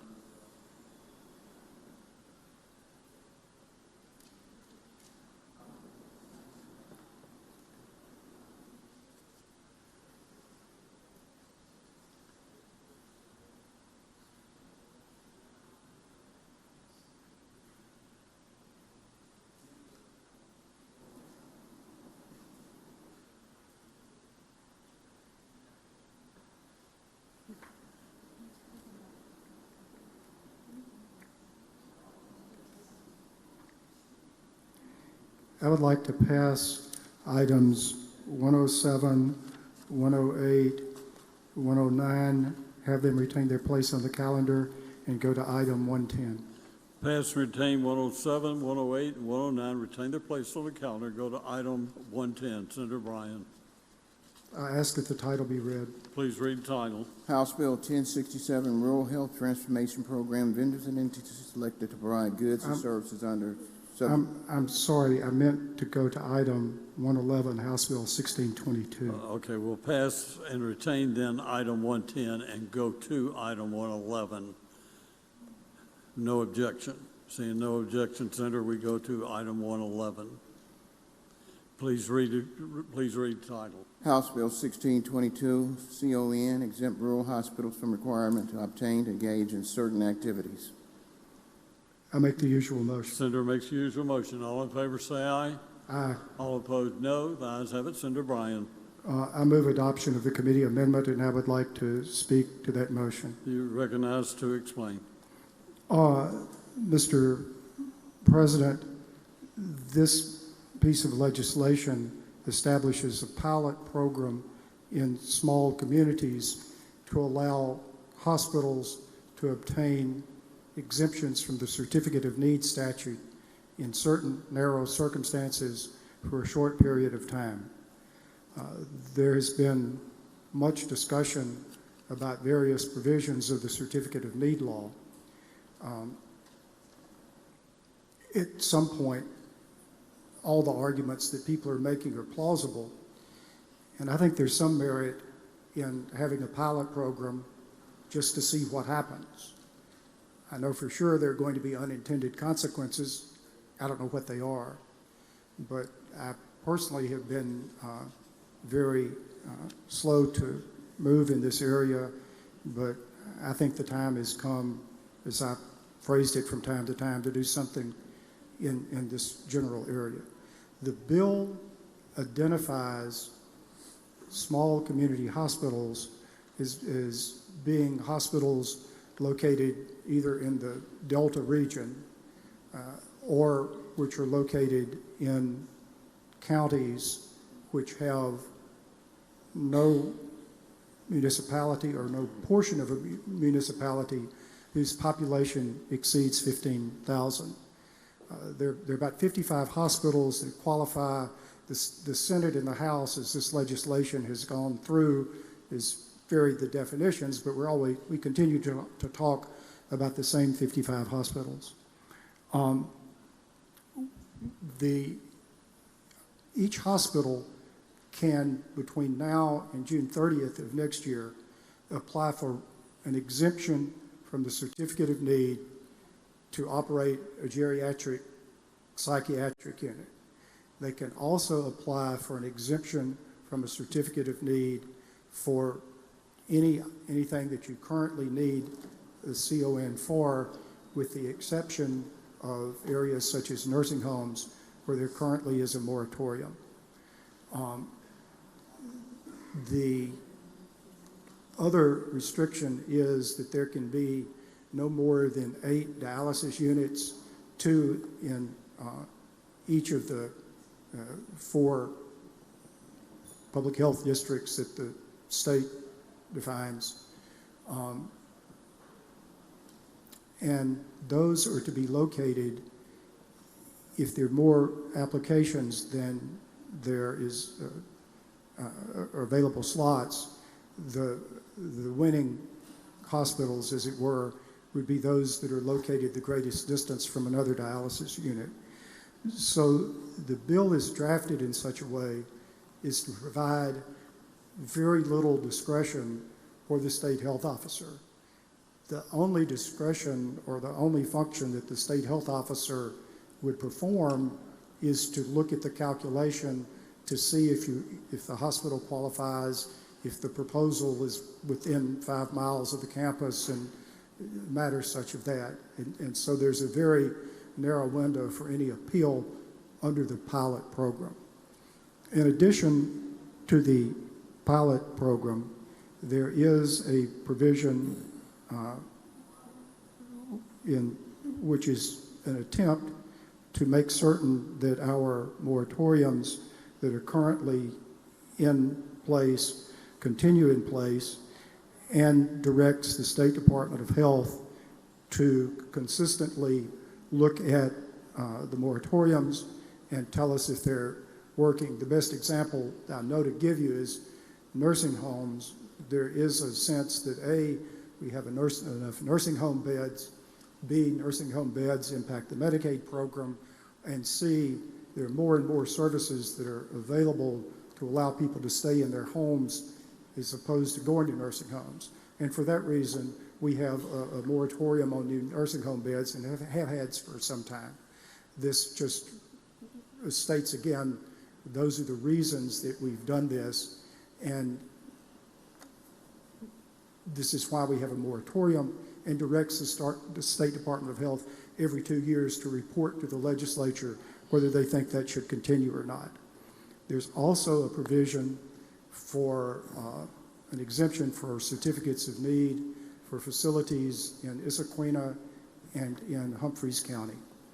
And the final provision is a loser pay provision for judicial review and appeals of certificates of need. Anyone who looks at the history of litigation about CONs is struck with two things. Number one, almost never, only in one very unusual circumstance, has any court ever overturned the decision of the agency about issuing a certificate of need.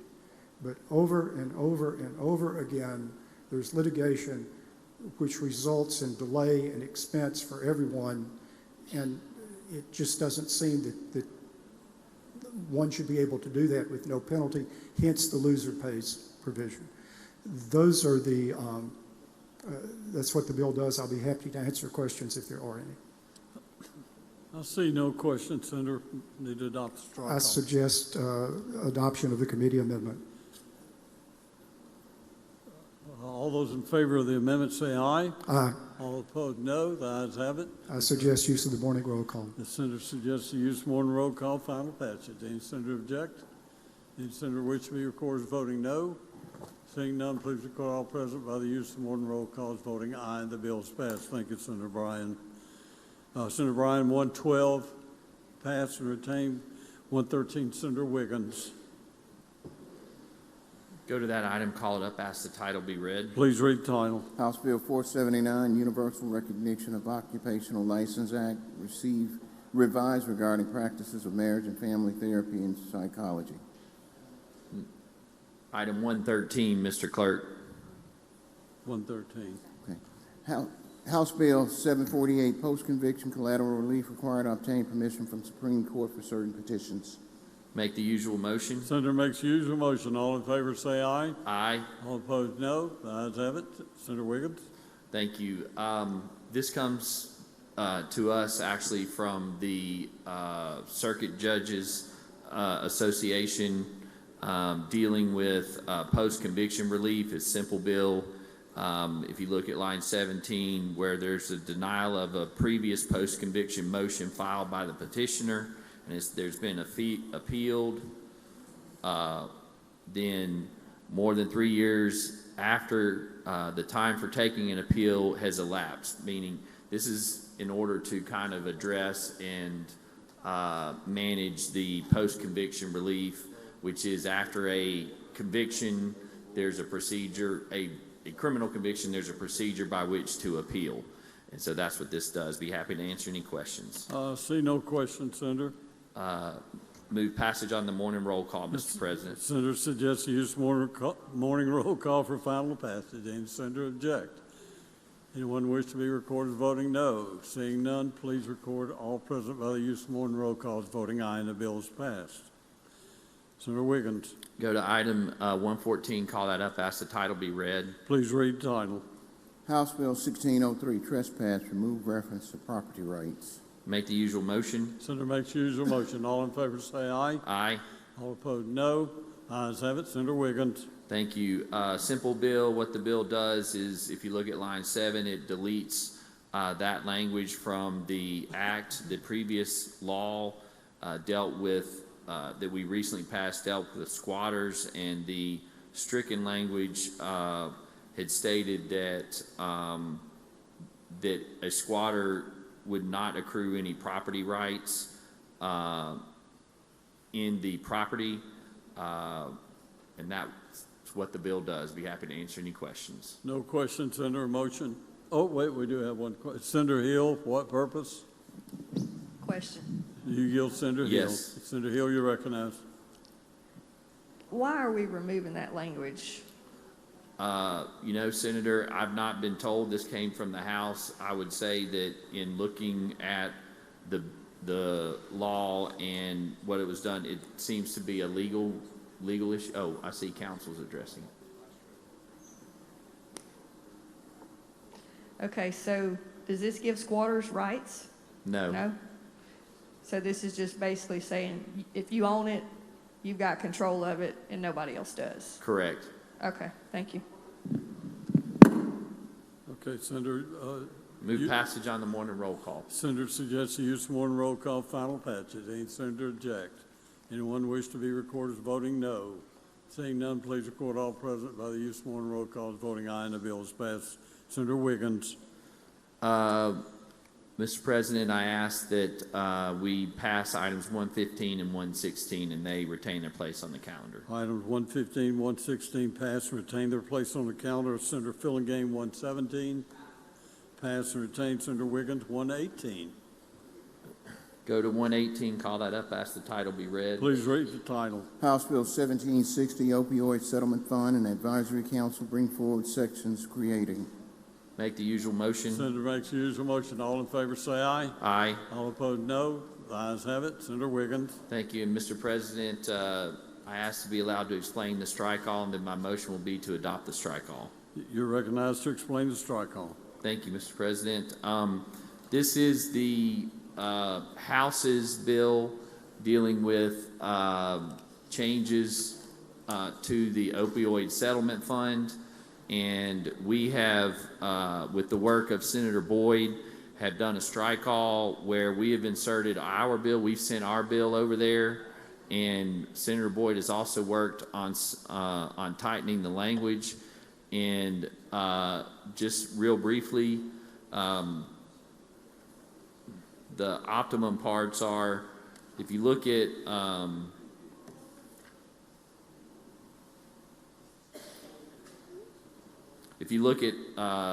lines 157, a voting member who recuses themselves shall not be considered the purposes of a quorum under that section 16. A member of the council shall not directly or indirectly seek to influence, vote on, or participate in the recommendation of the grant recipients or the recommendation to allocate funds for the benefit of any organization. And a member of the council shall recuse from the discussion, ranking, or vote. And then by November 1st, Lieutenant Governor, Speaker, Chair of the Appropriations Committees, and Chair of the Judiciaries, there shall be appointments through them. Then if you look over at lines 225, the report that comes forward shall include the total amount of settlement funds, the balance of the funds, the amount of the non-abatement settlement funds. And I should say that earlier in the bill, it is addressing under the definition on line 38, settlement funds does mean both abatement settlement funds and non-abatement settlement funds. And that's what the bill does, Mr. President. Okay, I see, we do have one question. Senator Bryan, what purpose? A question. You yield, Senator Bryan? I do. Senator Bryan, you recognize. How on earth did we as a legislature ever allow this money to get over in this entity instead of treating it as public funds and going through the normal appropriation process? Senator, I don't know that specific question, but I can say that actually through the work of Senator Boyd, through some of the items that have been discussed, we are trying to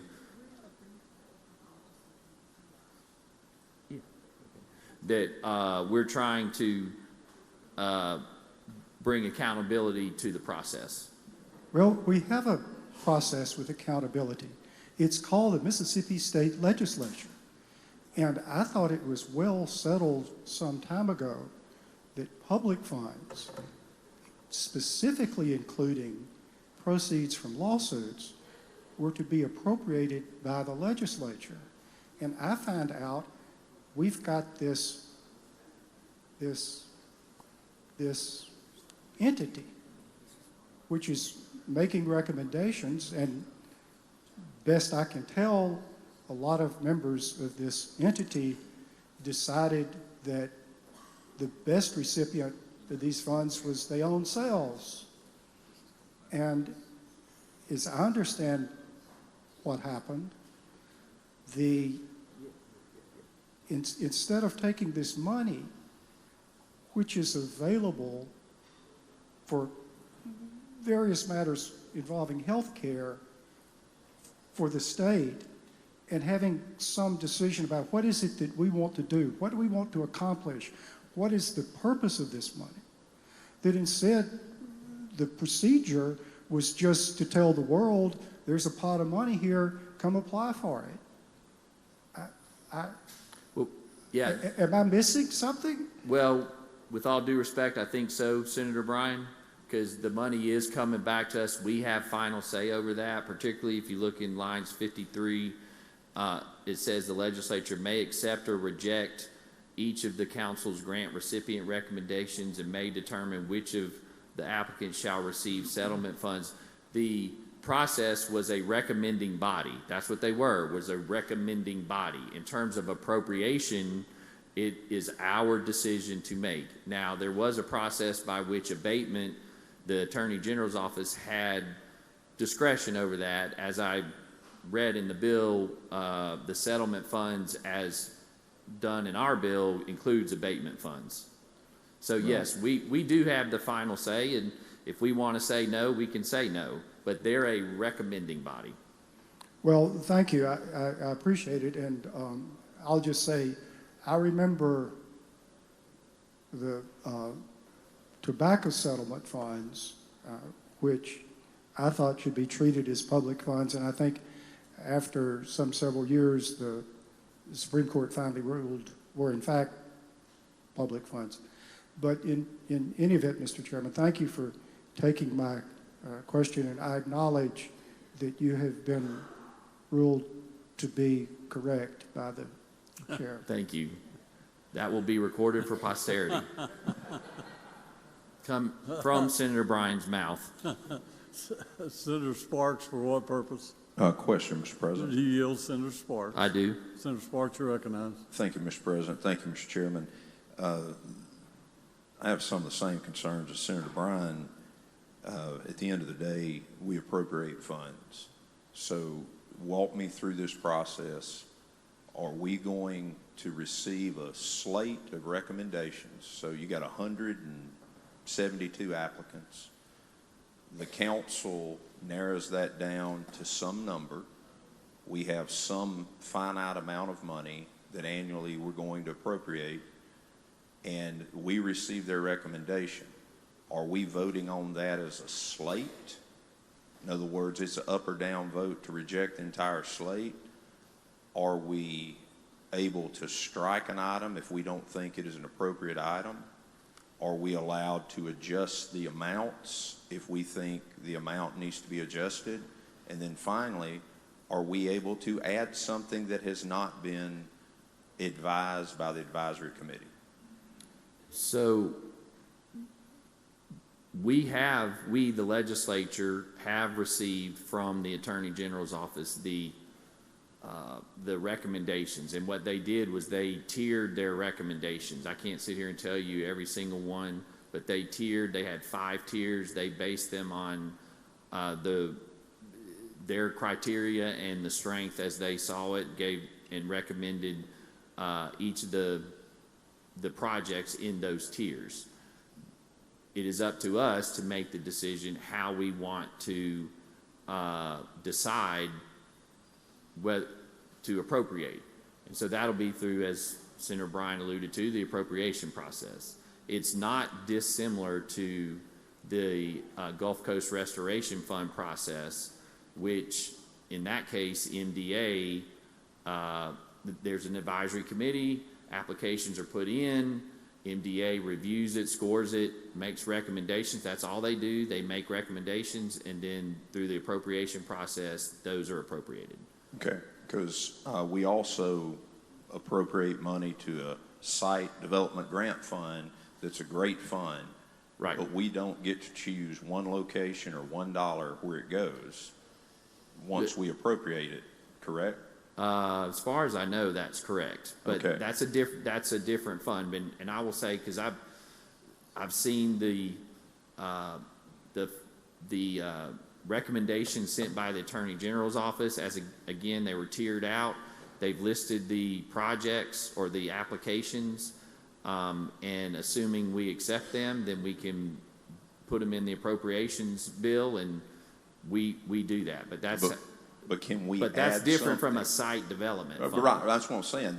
We have no control on right, that. because We just the whole appropriate. purpose of that fund is the locals, in essence, know their area to attract development there, and so But they make application, just Yeah, like right. these are local groups making application to this group. Yeah. All right, so the advisory council gives us a list of recommendations, and you got a lot of expertise on that council.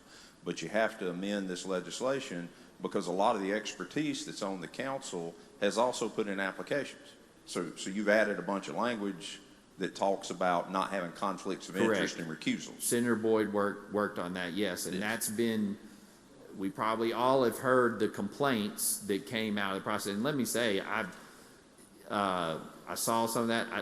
I think they're valid, but I also think the people that did the recommendations were performing the job admirably. And, we're here. This is the first session after that, and we're trying to shore that up before we actually appropriate the money. And then, so the next go around, those protection would be put in place. And of course, the funds are only allocated and spent in accordance with the terms of the opioid settlement. If it's not opioid related, doesn't mean an applicant is not doing a wonderful service in the community. But if it's not under the opioid settlement guidance, then the advisory committee should have stricken that already, correct? Yes, that was their job. Now, I do have one question, and it could be just a mistake on my part, but after that terms of the opioid settlement, it says, except as otherwise authorized in 27-103-305-4. I can't find 4. I see 27-103-305. Now, it's not in the bill. It's in current law. So I'm just curious what they're referencing, or if that's a typo, or I'm just confused. So council's explaining to me that that's referencing the non-abatement money that's been sent to the state. So that's new code. I mean, I apologize. I've pulled it up. I see no 4. So what's 4?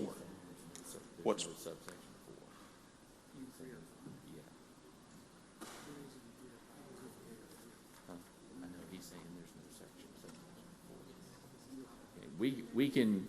We can look at that. Okay, I couldn't find that part of the code because I wanted to see what that said.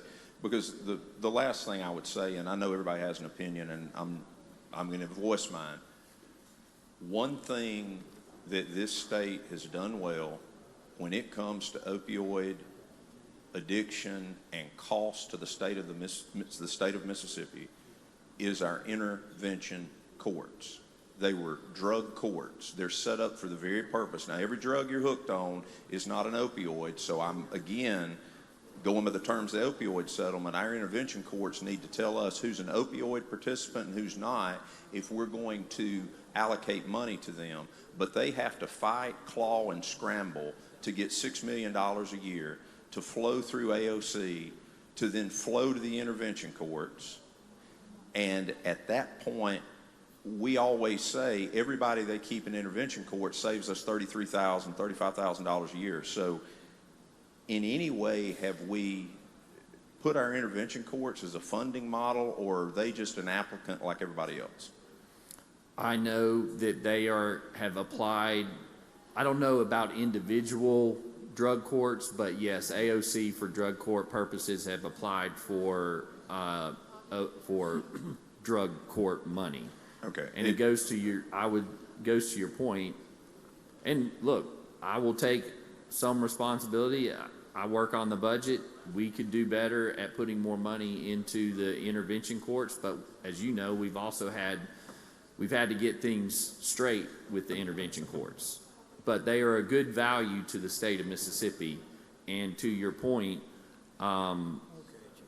yes, they can apply for the money to go to the intervention courts. But instead of me going to the chairman and you as well, being the subcommittee chairman, and saying, let's put more money toward the intervention courts out of the general fund, it seems as if while we have the opioid settlement funds available and the majority of people that are in drug intervention court have an opioid problem, we wouldn't want to slide around them. Wouldn't want to what? We wouldn't want to leave them out or throw them in the hopper Right. with 172 Well, other applicants. I think that's something that we can talk about in the appropriations process. Thank you, I mean, Mr. Chairman. we fund the drug courts through that, so that's part of it.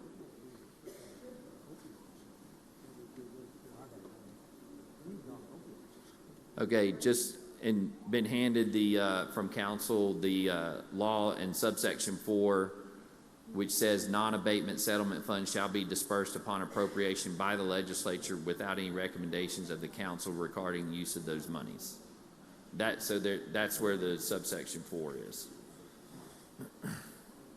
Thank you, Senator Sparks. Anyone else? Anyone else? Senator? Mr. President, move adoption of the strike all. All in favor signify by saying aye. Aye. Opposed, no. The ayes have it. No further questions. My motion is passage on the morning roll call. Morning roll call has been requested. Anyone object? Mr. B, of course, voting no. Present. Seeing none, the bill passes by use of morning roll call. Thank you, Senator Wiggins. I'll work on that.